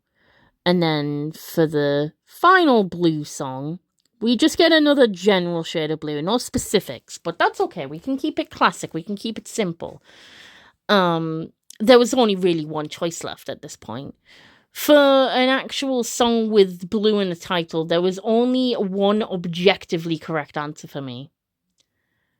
I considered nothing else. Nothing else even entered my mind. Instantaneously, Mr. Blue Sky by Electric Light Orchestra entered my mind. And that is because that is one of my favourite songs in the history of music ever. That is in my top 10. It is... So, Electric Light Orchestra, as in ELO, as they're also known as. That's probably my favorite ELO song. That is for sure. Granted, I don't know a lot of ELO songs, but the ones I do know are bangers. Especially Mr. Blue Sky. That is my favorite ELO song. And that is one of my favorite songs of all time. I was like, that is the Blue title that is going into the playlist. And nothing else even matters at this point. Just nothing else up for consideration. It was answered, the question was answered before it was even asked. Just, alright, what's going in for the Mr. Blue Sky? Alright then. Let's freaking do this. Let's go. So, Blue, Best in Me, and Mr. Blue Sky by Electric Light Orchestra. That's our Blue section. We did it. We finally got through the Blue section. On to another Blue section. No! But it's dark blue this time. Specifically indigo.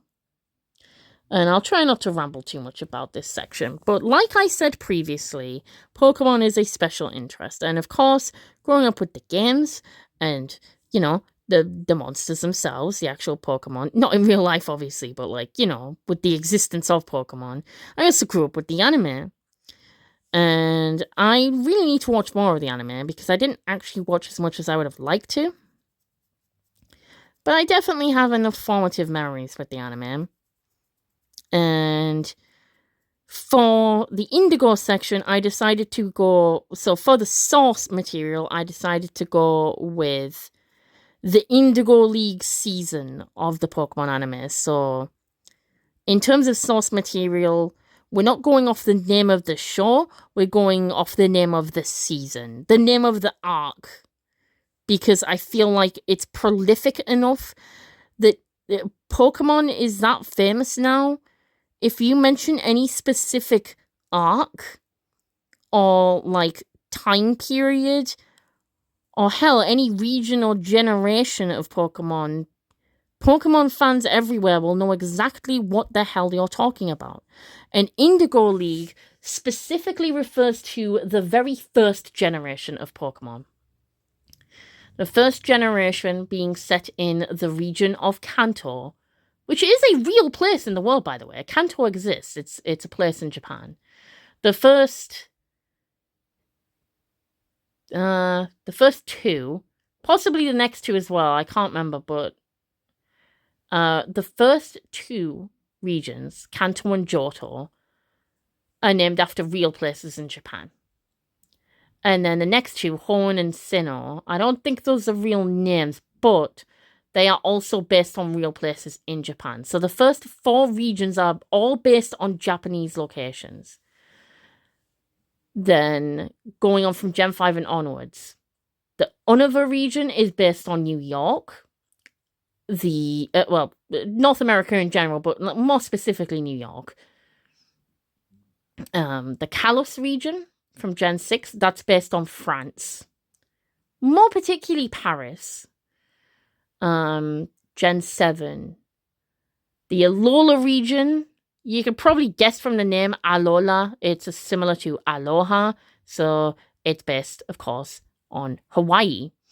Gen 8, the Galar region, that's based on the UK, the United Kingdom, Great Britain, the British Isles. Whichever parts you want to cover, it's based on that. Probably more so specifically to England and Scotland, probably, and a bit of Wales as well, but, you know, a bit of everything, you know, a bit of a mishmash of, like, British culture. That's the Galar region. Gen 9, you've got Paldea. That region is based on Spain. And then Gen 10, which is the current generation coming out next year, we don't know the name of the region, but it is claimed that it's based on Greece. Anyway, that exposition was completely unnecessary. I'm sorry. Like I said, Pokemon's my special interest. But as I was saying, the Indigo League, that that in particular references the name of the championship league of the Kanto region, the fictional Kanto region in the Pokemon universe. It's the very first region you start out in. It's the very first region your character lives in. Your character lives in the Kanto region, and this is particularly, fitting to the Color Me Happy playlist. They live in a nice little town called Palette Town, as in color palette. And all the other places you go to are all named after colors, like colors on a palette, palette of colors and stuff. Which I think is that's pretty neat to mention. This is the Color Me Happy badge, so it's very nice that we get that nice theme running through the original games. And I mean, that's where Pokemon Red and Blue come from as well. They're Gen 1 games. They were the first 2 ever Pokemon games. Pokemon Blue was actually Pokemon Green in Japan, which actually makes more sense to me, but I'm not going to go into why all that is. What you need to know is I used Pokemon Red for that. And for the Pokemon Red era of Pokemon, the Champions League, where you fight the Elite Four and the Pokemon Champion, the Champions League in the Kanto region is called the Indigo League. And the place that it takes place at is called the Indigo Plateau. So you go through the entire game, through all these color-themed cities, and of course, Indigo, that fits the color theme as well. And that doesn't have to be the complete end of the game, I mean, it usually is, but there's usually post-credit, there's post-league stuff you can do as well. Catching legendaries and stuff like that. But what's great is that the location is called the Indigo Plateau, which after exploring the whole Kanto region, you end up there, you battle the Elite Four, and then you battle the Pokemon Champion, and then you become the Pokemon Champion. And that league taking place in the Indigo Plateau is naturally called the Indigo League. So naturally, that's what they called the first season of the Pokemon anime, because the main character, Ash Ketchum, he's from the Kanto region. He's from Palette Town.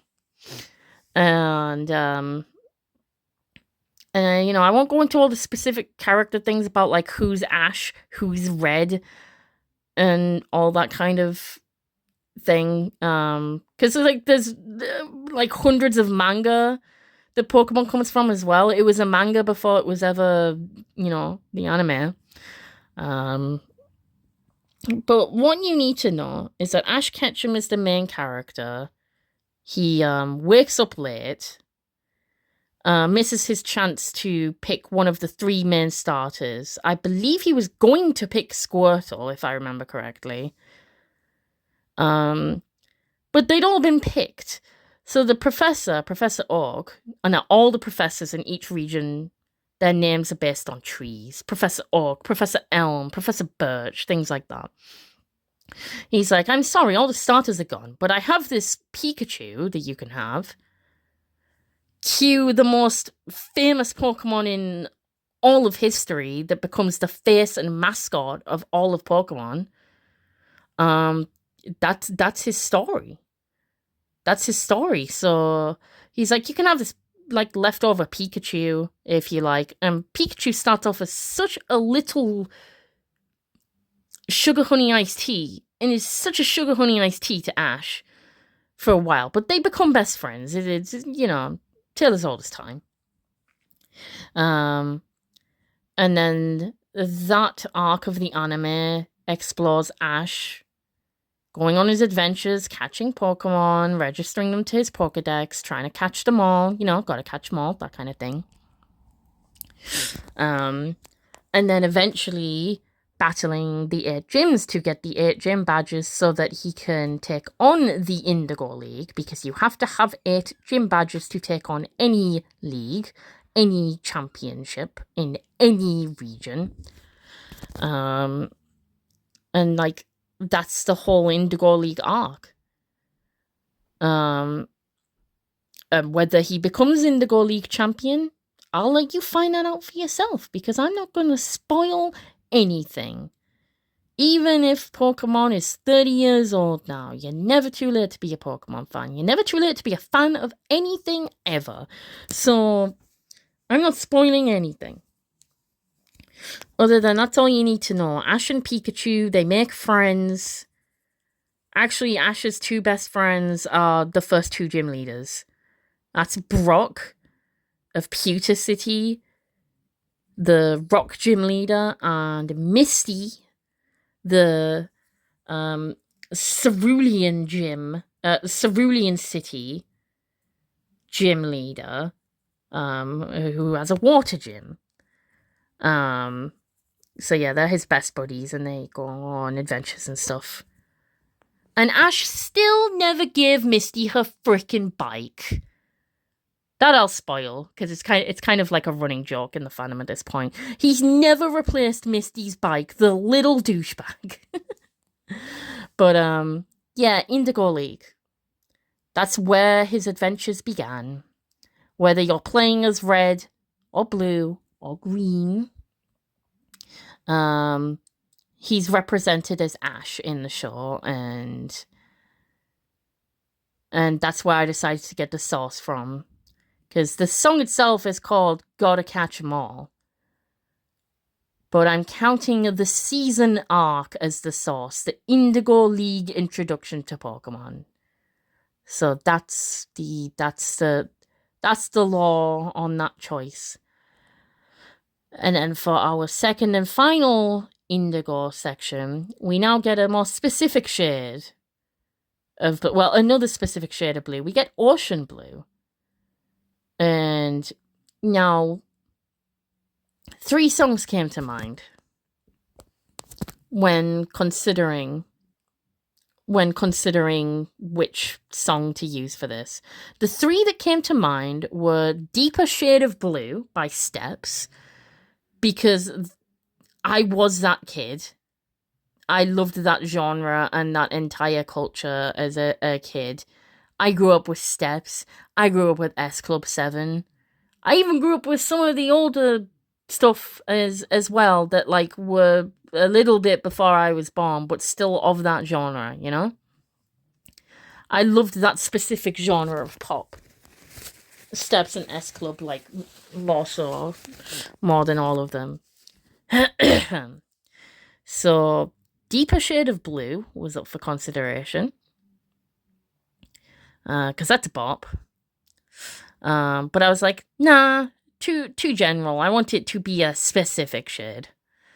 So the remaining 2 that came up in my head, one of them was a complete joke answer, so I was never going to seriously consider it, but my brain decided to suggest In the Navy, which I laughed my butt off to. I laughed so hard, I was like, that's a great song. There's nothing wrong with that choice, actually. It's a certified banger, but I cannot put it in the playlist, given what my third option is. And my third option was Ocean Man by Ween. And I had to go with that one. Because not only is it a very good song, but it also has that little bit of connection to me because growing up as a 90s and 2000s kid, and growing up with SpongeBob for, like, since SpongeBob ever began. Now, unfortunately, I've become disillusioned with SpongeBob nowadays. I don't like the modern stuff. But that's a whole different story for another day. I still love, like, classic SpongeBob and even some of the post-movie stuff as well. They could have honestly ended it on the first movie. That would have been the perfect ending. And that's actually very topical because that is where I first heard this song. My first ever exposure to Ocean Man was the credits to SpongeBob SquarePants the movie, released in 2004. that taught me many valuable lessons, like you don't need a license to drive a sandwich. Very good life lesson. But that was my first exposure to Ocean Man. And I decided, this is a fantastic song. So I looked it up and I was like, this is going to my playlist. Found the music video, decided, that looks way too terrifying. I did watch it. It's a great video. It's great fun, but it's also terrifying. So I stuck to my guns with the whole, no music video rule. I'll just, get the lyrics up so I can sing along to it. So that's precisely what I did. And so I added Ocean Man by Ween. In the playlist. And that's my dark blues, everybody. Indigo and Ocean Blue. And now we are finally onto the purples. And here we get to Violet in the Rainbow. Now, there are songs with Violet in the title. However, I wanted Violet to be the source material, and I wanted to try to make the other shade of purple a bit different. And so what I did was, when I put my brain into thinking mode, thinking, what is the source material going to be? What can I think of that has purple in its source material? And the first thought that came to my mind was Violet Evergarden, the anime, which I've personally never watched a day in my life. I've watched a lot of anime with my fiancé, thanks to my fiancé. With big thanks to her, I'm really appreciate all the anime she's, introduced me to. She's opened my eyes to a whole new world of media. Yes, I watched anime as a kid, but I never really got to appreciate it as a genre. Anyway, I've never seen any Violet Evergarden. I could not tell you a single damn thing about this show. Other than this. It has at least one season.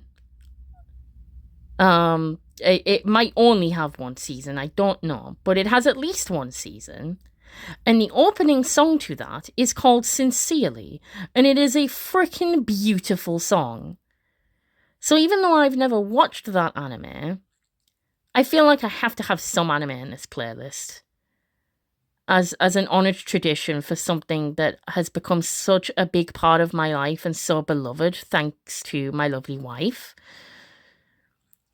And I've heard this song enough times to consider myself a fan of that song. I've heard it at least a dozen times.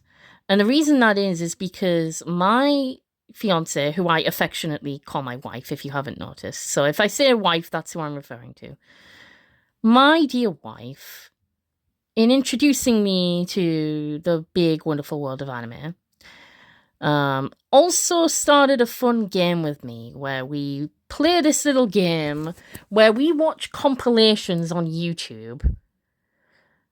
The little compilations of anime OPs and EDs. Now, OP means opening. ED means ending. That's all that means. So just introductions and credits. Compilations of songs in anime intros and credits, OPs and EDs. And you just guess what it's from. That's it. That's the whole game. You guess what show, what anime the song is from. And if you want to really show off, you could be and it's performed by this artist or whatever. And usually these compilations will categorize the songs from into easy, medium, hard, getting really hard to what is called otaku level, which basically means you are a very big weeb that is obsessed with anime. How the hell do you know all these obscure things? You just know every anime ever, don't you, you big nerd? I'm saying that all affectionately, of course. And we play these games, and we like to guess what anime these songs are from. And now a lot of the songs are from shows that we've seen. And that feels great and vindicating because we're like, oh yes, we love this show.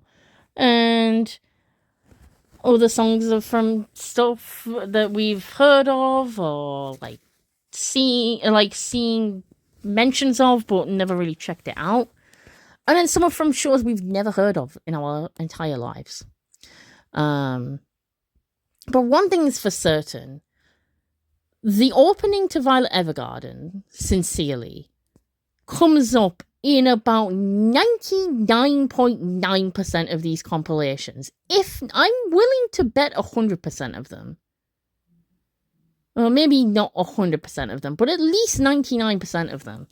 Because Violet Evergarden is so recognizable by this point. And so that song has played in a lot of these compilations. Like I said, we've heard it at least a dozen times. So after so many repetitions, you start to recognize it. You start to remember. There's a pattern. So now you start remembering when you're exposed to the same thing again and again and again. So it's now to the point where a good 80% of the time, if I hear Sincerely, I'm going to correctly guess that it's Violet Evergarden. The other 20%, I'd say 80% of the time I will guess that it's Violet Evergarden from memory specifically. About 15% of the time, I won't remember what the song's actually from, but I will correctly guess Violet Evergarden because of the specific sound it has, the vibes, if you will. A lot of the time we can guess what show the song is from by vibes. Attack on Titan's a great example. Even if we somehow don't remember the Attack on Titan openings, I mean, the first one we always do, because that one's very famous. But if we ever hear an Attack on Titan opening that we don't actually remember is from Attack on Titan, we'll still guess Attack on Titan because it has such a specific sound. And we guess that right all the time. And that 15% out of 100 times where I'm guessing Sincerely from Violet Evergarden, I won't actually remember what it's from, but I'll be like, this sounds like it could be from Violet Evergarden. And then I'm correct. And then the other 5%, the remaining 5%, I don't guess it because my brain's having an off day. It's a slow day for me. My brain isn't quite working. And I'm like, it sounds familiar, but I can't think what it's from right now. 100% of the time, in all those cases, I will recognize the song. It has been heard that many times I will now recognize the song. But I will only fail to guess it about 5% of the time, I'm willing to say. 80% of the time, I'll guess it correctly from memory. 15% of the time, I'll guess it correctly from vibes. And 5% of the time, I won't guess it correctly. Because I've heard it that many times now that it's very recognizable to me. And I mean, I have no investment in this show. I've never watched it, but I just know it's a very beautiful song. And, you know, it's from a bunch of games that my dear wife and I have guessed from. So, you know, it has that personal meaning for me. And, I mean, it's from Violet Evergarden. That's the source. And it's violet, and that's a shade of purple. So, perfection. Gotta go with Sincerely from Violet Evergarden. It's a beautiful song. Very pretty. You don't need to know anything about the show to appreciate the song. You don't even need to know the lyrics or understand what the lyrics are to appreciate the song. It's just beautiful. It's a very beautiful song, and that's simply all there is to it. And I could have just concluded it with that. I chose this song because it's pretty and it's beautiful. Moving on. But it does have that, like, personal connection with, like, my wife and I's history with anime and stuff. So we put that in there. I put that in there. You know what? I'll say we. She can, like, have credit for this. And then, for the second and final purple, we go back to Steven Universe again. And now this time we have a Season 2 song. And this is just simply known as Amethyst's theme song, or Amethyst's song. And now what's interesting is that all of the characters, or like a good 90% of the characters in the show, have sung a song at one point or another. Because there's a bunch of lyrical songs. I feel like most episodes, not every single one, but most episodes have one song in them at least. I'd be shocked if you went 3 episodes without a song. And I mean, every episode has music in it because of, scoring and stuff. And this is another one of those examples. Now, same with the Garnet example before, this is an instrumental, it's not lyrical. And I know I mentioned this in one of the previous deleted videos. I don't know if I've mentioned it in this one, so I'll mention it now while I remember. There aren't any lyrical songs from Steven Universe in this playlist at all. At all. Because I can't think of any song that actually mentions colour in the title, except for, you can argue the case for 2 songs. Now, one of them isn't even an argument, it's just straight up fact that you could use this.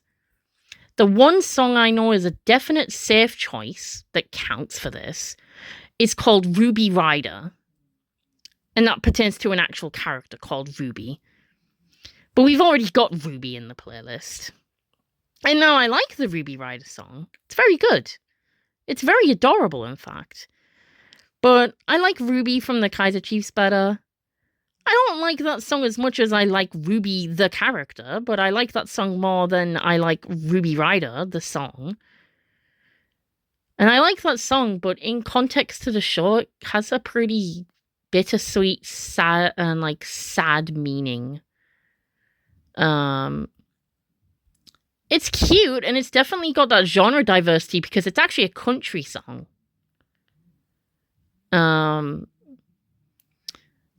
Characters tend to have specific genres that they sing in. And the one time I can think of that Ruby sings, like herself, is a country song. And it's a perfectly fine song. But I'm sticking with Ruby from Kaiser Chiefs. The only other song I think at a stretch you could make an argument for is maybe Peace and Love on the Planet Earth. And Earth is like a shade of brown. And they're the only 2 lyrical songs I can think of that you can argue have a colour in the title. Ruby Rider, and then obviously Earth. That's the only ones I can think of. There could be more, but I can't remember every single lyrical song in Steven Universe. There's 5 seasons and a movie and a continuation series and a spin-off series. The spin-off series isn't out yet, but it's coming. It's coming, and I'm very excited for it. So yeah, I'm having to stick to instrumentals because there's plenty of instrumentals that mention colour in the title and have colour in the source. Obviously, previously we had, Garnet's Reunion. Now this time we have Amethyst's theme song, or Amethyst's motif, whatever you want to call it. The characters themselves don't have a specific theme song per se, but they do have very specific motifs. More so with Garnet more than anything. Like that motif I sang before, that is very specific to her. But other characters have more general themes. Not so much specific melodies as motifs, but they definitely have... What all the characters have, Garnet included, is they have their own instruments. So Steven's music tends to be chiptune. Pearl's music tends to be piano. Amethyst tends to be drums with a bit of bass, but mainly drums. And Garnet's is hard to explain.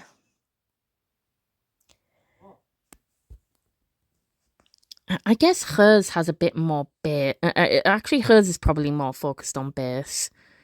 She has the more bassy music.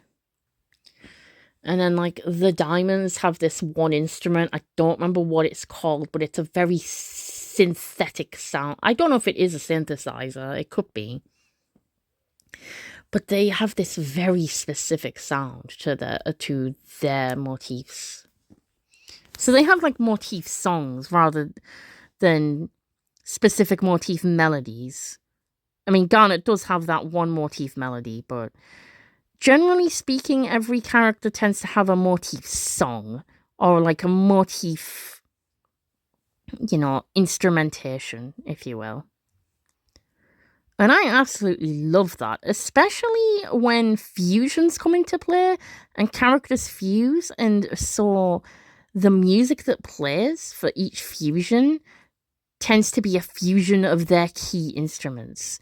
So if Pearl and Amethyst fuse, you get that nice fusion of drums and piano.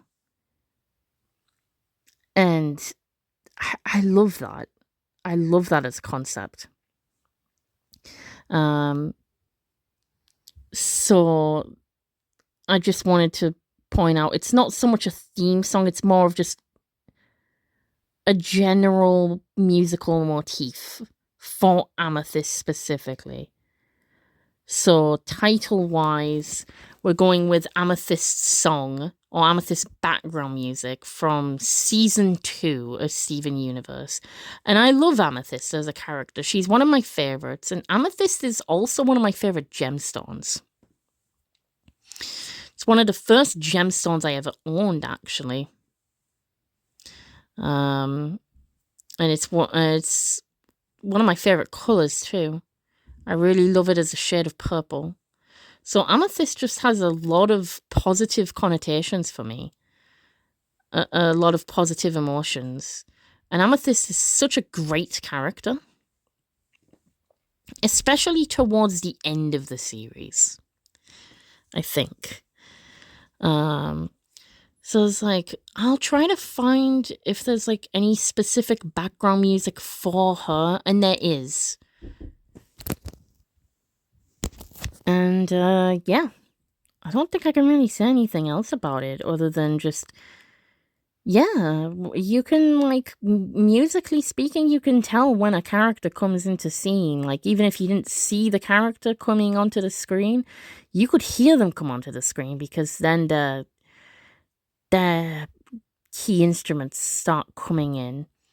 And Amethyst's got this nice, chill, funky music with a good drum beat here in the playlist. So that was my choice for Amethyst.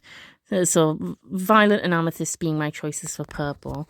Now we can finally move on to the other pink section. Pink section 2. Colourful Boogaloo. Now, I mentioned the Diamonds just a bit ago, actually. And there she is. In all her glory. That character in the thumbnail is Pink Diamond. And she's the reason I'm counting this for the return to pink. This is why I'm counting it as another pink source. Now, it's a bit of a stretch, but hear me out. So, the title doesn't refer to pink, neither does the show, but the scene does. Like with the Garnet thing before, when I titled it Garnet's Reunion, similar to that, but not quite the same, just, similar logic. I'm going off what I refer to the scene as, and that's where I get the source. So this song is called Pearl's Oath, and I'm not going to say why it's called Pearl's Oath, because that is a huge spoiler. As a matter of fact, let me preface this right now. If you play this song, I can't remember if it plays the cutscene at all. And I'm not going to check, because if I start playing it on this video and it does start playing, I don't want to risk showing you any of the scene, because the entire scene is a massive spoiler. That whole scene, that whole song, is probably the biggest spoiler in the show. So let me give you a heads up right now. If you are going to watch the videos for this playlist, and I will give a warning in my post as well. If you're going to watch the videos for this, please be warned, if that is not a still image and it is in fact a video, you are going to get spoiled on the biggest plot twist in the entire series. Just know that. That's what I'm warning you about. So the song is called Pearl's Oath. I don't know if that's actually the official title of the song, but that is what we, the fandom, have decided to call it. So if you were to look up Pearl's Oath Steven Universe, it's now recognizable enough that that is what will come up. And now pearl itself is a color. You know, pearly white teeth, pearly white gates, pearl white, that kind of thing. But that's not where I'm getting the color from. The color I'm getting from Pink Diamond herself, because we have cycled back to the pink.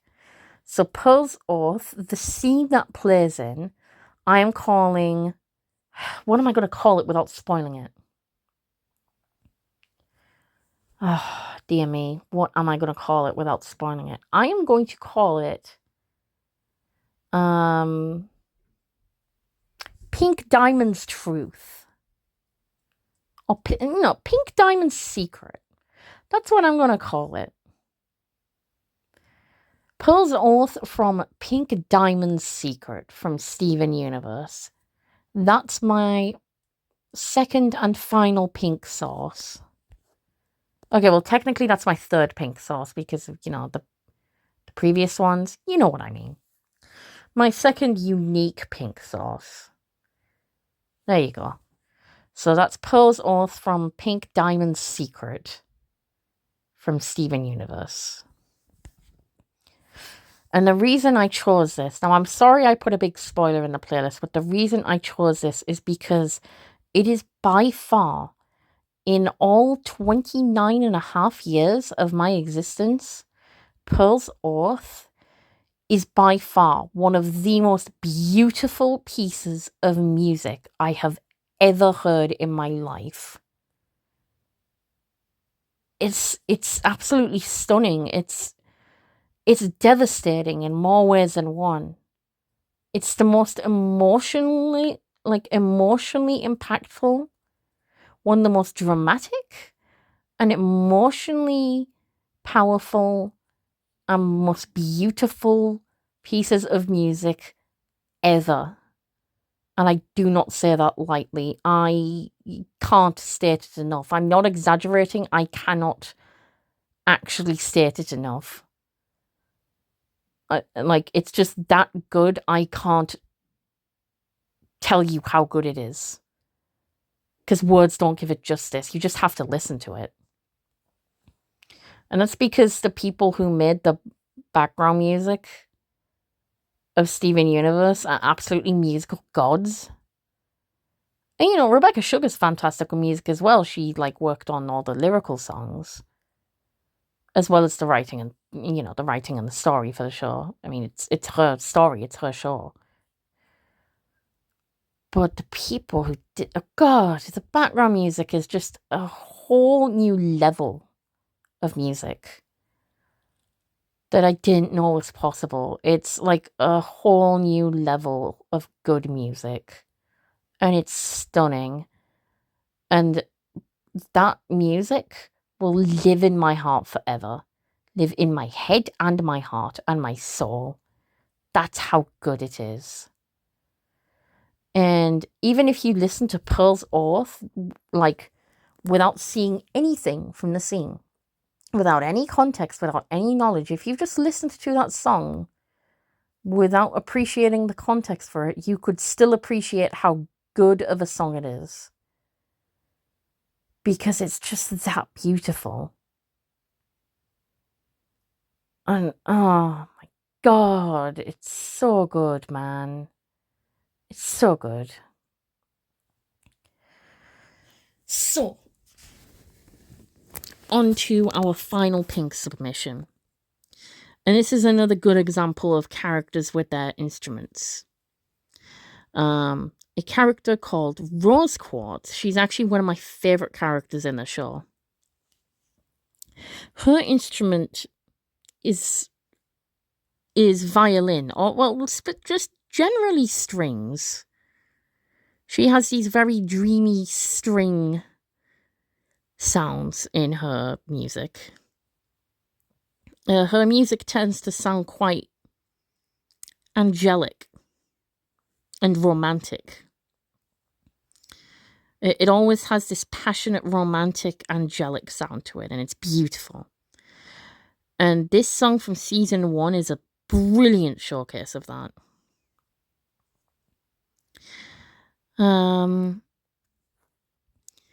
So yeah, this song is actually called Rose's Fountain. And now Rose Quartz doesn't have a specific theme song, but this song I really particularly associate with her, because it plays during a scene where they find this water fountain in the shape of rose quartz. That's all I'm telling you about the scene, but it's a beautiful song. It really encapsulates her character perfectly. And, you know, rose is a shade of pink. And, you know, the title is Rose's Fountain. So that's, you know, I think that's self-explanatory by this point.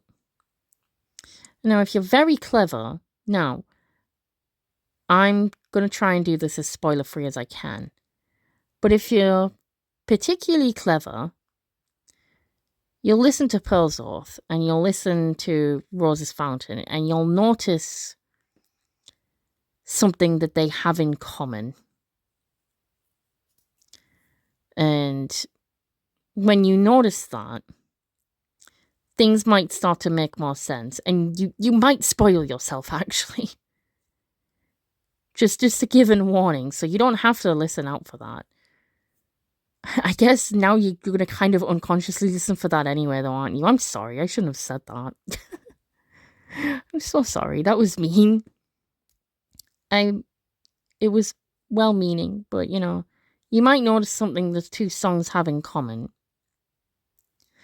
And why that is, there's a very good reason for that. But I'm not going to tell you why. You can figure that out for yourself. Like I said, if you want to get spoiled, you can, like, find the scene yourself. But if you don't want to get spoiled, I recommend just, like, closing your eyes and listening to these songs. I mean, well, you wouldn't have to close your eyes for the Rose's Fountain anyway. It's just the album art. But, try not to think too hard about it. Yeah. Or do. You know. Do what you like. I'm getting a bunch of WhatsApp messages. Please disregard. Anyway, that's finally all the pink. And that's actually all the rainbow now. We've finally gone through all the rainbow after 2 hours. So now we're going to try and zoom through these last ones. So, transitioning from pink into a duskier pink, then transitioning into brown. I had to do a really big stretch for this. But I wanted to have some brown songs. And so what I decided, for my brown sauce, I decided to go for meatloaf. Because think about it, meatloaf is a food. And when you look at pictures of meatloaf, it's a pinky brown color. More so brown more than anything. So take that. Anyway, honestly, I just wanted an excuse to put meatloaf in. Because his best song, in my opinion, my favorite opinion, what am I talking about? My favorite song from Meatloaf is Bat Out of Hell. So much so I did a Rebel Badge Club cover of it. So yeah, I just wanted an excuse to put Meatloaf Bat Out of Hell in there. But that's my brown sauce. Meatloaf being... I think Meatloaf brown can be its own colour in its own right. Or at least meat brown. Or loaf brown. But Meatloaf brown, I think that counts. Yeah, Bat Out of Hell, absolute banger. There's, like... Other than that Rebel connection, there's not really anything personal about it. I just really love Meatloaf, and I really love his music. Absolute banger. So yeah. And an absolute tonal whiplash. We then change from a rock to a tiny little animated nugget singing about making chocolate chip cookies. Chocolate is a colour. Chocolate brown. Cookie brown. Chocolate chip cookie brown. And I didn't know this song existed, actually, until the other day. Now, I did know about Tubby Nugget. I follow Tubby Nugget, and I think they're adorable. They make very adorable characters and animations. But I didn't know they ever did a song. Until I looked it up, I was like, okay, what chocolate songs are there? And I was like, I can't use Chocolate Rain. That's too silly. It's a classic. Don't get me wrong. It's iconic and classic, but I couldn't. I was like... Let's try find some cookie songs. And of course, there's lots of cookie songs. Like, I cannot prepare you for how many cookie songs exist. But then I was like, Tubby Nugget did a cookie song? And yeah, they did. They did. And I was tempted to look up Muffin Time from Tom Scar, because Tom Scar is one of my favourite channels. And I love the Asdif movies, and I love the Muffin Time song. And, well, all of Tom Scar's songs. But, I can't in good consciousness use that song. And I don't think I can say why without getting into trouble. Anyway, yeah, we'll just stick with a nice, wholesome cookie song about a Tubby Nugget making cookies. So I gave that a listen, and I was like, that's adorable. I love that. We're just going to have a nice, whimsical, simple, wholesome, cute, and adorable song about baking and eating chocolate chip cookies. Why the hell not? I love cookies, so... You know, I love animations, I love songs, and I love cookies. It's the best of all worlds. So that's the brown segment. And on to the black segment. Now, I know, dark isn't a colour, but I'm using that as a transition. You know, like, meatloaf brown, then it gets darker to chocolate brown, then it gets so dark that it's just dark. You can't make out what kind of dark, it's just dark. And then it just goes to black. So anything as an excuse to use a dark zone from Deltarune chapters 3 to 4, I had to have at least one Undertale / Deltarune song in here, because Undertale and Deltarune are some of my favourite games ever. And the soundtracks are phenomenal. They are fantastic. And A Dark Zone is one of my favourite songs from Deltarune. And from just Toby Fox in general. Toby Fox is a mad lad, by the way. He is a musical genius. A genius. So yeah, I just want an excuse to throw a Dark Zone in there. And now I won't tell you how to find a Dark Zone in the game, because it's actually a secret boss. So it's spoilers. So if you want to go find it yourself in the game, go play the game and find the secret boss yourself. It's delightful. Your only clue is that it's Halloween themed. That's it. And I love Halloween. It's one of my favourite holidays ever. So I love that it's themed around that. I don't remember if I said this. I know I said it in the previous videos that I deleted. Don't remember if I said it in this one. But another rule I set for myself is that if there are any seasonal songs in the playlist, put them in order of season. So if a Halloween song comes up and a Christmas song comes up, put the Christmas song after. Which I did. I have a Halloween song. Well, not specifically Halloween. Just a generally, you know, Halloweenish song. No, I like Halloweeny better. That's funny. and then one Christmas song. So that's what I did. So transitioning from dark into the actual official black section. Our source is the Black Eyed Peas. I grew up with that band. I really liked them. And my favorite song from them for the longest time was Where Is the Love? It probably still is my favorite song, and it's still just as topical today as it was back then. It's still as relevant as ever. And it's such a good song. I'm not going to go into the politics and social stuff behind it, but like just listen to the lyrics and like you'll see exactly why it's in this playlist. It's so real. As real today as it was back then.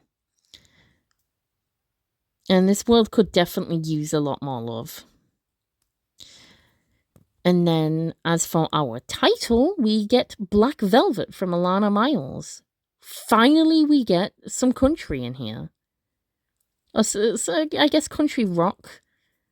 It's kind of hard for me to specifically categorize that song, but I think it's definitely a genre of country. And I do like country music. Just like specific kinds, you know. But Alana Miles, really love her music. And I love Black Velvet. That is probably my favorite song from her.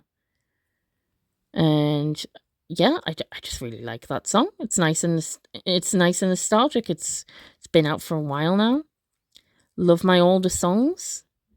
Love my edgy country songs. I love my classic country songs with that little rock edge to it. I like that. Also, I just noticed it's been uploaded by the Autistic DJ. High five, my fellow autist. Hell yeah. And then I decided as a third choice, another title. It has two colours in it, actually. And that's Black and Gold by Sam Sparrow, who I did not know was an Australian man in his 40s. I didn't have any assumptions about him, but if I had, it wasn't going to be that. But I really like that song. And like, I remember with that song coming out, and I've always loved that song. It's just really catchy. And because this had gold in, I was going to have Silver Bells. But then the list was just getting too big by that point. So I decided to scrap Silver Bells. Because I already had a Christmas song in here anyway. And that is our, flashbang from Sudden Black to Sullen Black to Sudden White. Sullen to Sudden. Sullen Black to Sudden White. We get a nice flash of white. Specifically snowy white. Christmas even. So, my favourite Christmas song of all time is I'm Dreaming of a White Christmas. At least, I think it is. It's kind of hard for me to choose because there's a lot of Christmas songs I love, but that's definitely top 3 easily. And rather than a lyrical version, I got this instrumental version because I play this video every Christmas. Without fail. I always make sure to listen to this on Christmas Eve and Christmas Day. And it's a specific piano cover performed by Smooth Hands 73. I mean, this video is over a decade old now. And I still love it just as much as the day it came out. I mean, I didn't see it when it originally came out, but it was still kind of fresh when I first found it. I've listened to this for like a good few years now. And it's just a Christmas tradition for me at this point. Christmas is probably my favourite holiday. And I don't mean with all the commercialism. I mean what it actually stands for. Like, I'm not a particularly religious person. I mean just like the sentimentality behind it and the meaning behind it, the spirit and stuff. Not that there's anything wrong with the like religious background of it. I never judge anyone by their religion or their lack of religion. It's totally fine. I I love what the holiday means and what it stands for. It's my favorite holiday, and it's one of my favorite times of the year. He was right, that guy, when he said it's the most wonderful time of the year. That's actually one of my stepdad's favorite Christmas songs. He always listens out for 2 specific songs every year, and he's like, if I haven't heard those songs, it's not Christmas yet. One of them is It's the Most Wonderful Time of the Year. The other one, I can never remember what it is. I can never remember which one it is. But It's the Most Wonderful Time of the Year, that's usually the second one he hears. He doesn't usually hear that one first. He usually hears the other one first, and then, time of the year kicks in, and he gets excited, and he's like, yes, it's finally Christmas. And I get that. I totally get that. I have songs that I hear that make me realize it's Christmas as well. But I'm Dreaming of a White Christmas, this specific piano cover is in the key of C major, which is my favorite key. It's just, it's just a very satisfying key. So much so I decided to end the playlist on that. And not only is it in C major, but it also has like the most beautiful chord progression I've ever heard. It's just so beautiful. And I listen to this song every Christmas without fail. And it just makes me so relaxed and peaceful and reflective and appreciative. And it just makes it so humbling and beautiful. And I love that song. So for my one white answer, I had to put that in. And that concludes all the singular colours. So now we finally get to the end of our playlist where I decided to just celebrate all the colours. All of them. And so I did that by choosing 2 that have just a general rainbow theme. This one here is titled in Japanese. It's titled Irozuku Sekai no Ashita Kara. Now, don't quote me on this, but I think that the first word is typoed. And the reason I think that is because the title is actually Iroduku with a D. Now, I can't remember if it is specifically Iroduku Sekai no Ashita Kara, but I'm pretty sure, I'm like 90% sure that it is. I know for a fact that the show is called Iroduku. I'm not sure which syllables to stress there. Iroduku. Irodku, I guess. Which I sometimes mispronounce as Iridoku. It's like that's like the common mistake that people make with. I feel like I'm about to make the same mistake. Sudoku. Yeah, it's Sudoku, but people call it Sudoku. It's not. It's Sudoku. So I don't think it's meant to say Irozuku, but it does anyway. So I'm just going to take their word for it. Now, what this title says, it actually translates to Iroduku, World of Colors. Sekai means world. No means of. Ashtakara means colors. I think it's Kara that's specifically colors. I could be wrong. It might be the whole Ashtakara. That it might be the full phrase. It's just colors. But I know Sekai is world, and no is of. And sometimes no doesn't mean of. It's just in a lot of titles. I just know that Iroduku Sekai no Ashtakara means Iroduku, World of Colors. And that is a phenomenal anime. Now, that is an anime that my wife and I have watched. We've watched it together, we've completed it, and we cried because it's a very emotional series. If you are ready to watch a very emotionally mature and poignant and bittersweet show that explores emotions and mental health and trauma and, you know, creative outlets for exploring that and forming meaningful relationships and friendships with people and learning to trust people and be vulnerable around them and, you know, to be yourself around people and feel what's in your heart. If that's your kind of thing, please check out World of Colors. It's fantastic, especially if you like magical anime with witches and if you like time travel.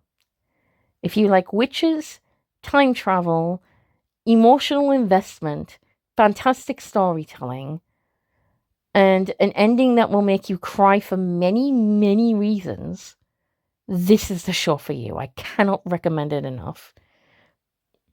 But it is emotionally very heavy, so, like, if that's not your thing, please don't force yourself to. So, Iraduku, World of Colors, you know, we did this, the source material, World of Colors, all of the colors. And it's not titled that for no reason, you know.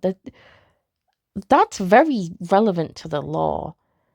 The whole thing with the main character, her name is Hitomi, she loses her sense of colors at a very young age. And there are very heavy implications behind it. There's very specific reasons for that. Her story is not a happy one. And that's all I'm going to say on that. But the ending is very sweet. It's bittersweet, but it's, you know, I think it definitely pays off. If you invest in the story, I think it all pays off. It has a good ending, I think. And I love that show so, so much. Absolutely phenomenal. And the opening theme from it is, it's just magical. It's beautiful. It's so pretty. And I had to have an anime that I've watched in here at least. I mean, I know I've watched Pokemon, but I've actually not watched as much as I would like to admit. So here we have the one anime in the playlist that I've actually watched all the way through. Cannot recommend it enough. It's wonderful. It's so beautiful. So yeah, we now are finally, after 2.5 hours, we're finally at the very last result. For our every colour title, naturally I had to choose Somewhere Over the Rainbow by Judy Garland from the movie The Wizard of Oz. I forget if it was 1929 or 1939. I want to say that it's 29. Correct me if I'm wrong. But rather than a lyrical version, you know how I said I really like the key of C major? I wanted to end the playlist on C major as like a perfect cadence, as like a very satisfying conclusion. So that's what I did. I found a karaoke version in the key of C major. So you could just sing along to it, or you could just chill and vibe to it. It's just a nice, chill, relaxing ending to the playlist, isn't it? With that nice, conclusive cadence of C major in a nice, slow, chill song. Just nice and happy, nice and sweet. Just the perfect ending to the playlist. And that, my friends, is the entire expose, if you will, of my Colour Me Happy playlist.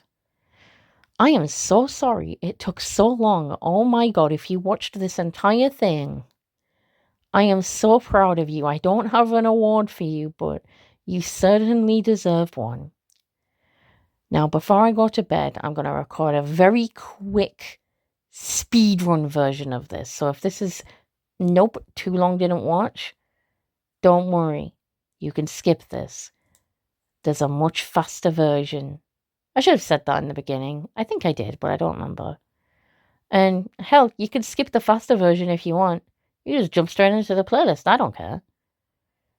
I mean, I do care that you, like, watch the videos, but you don't have to, you know?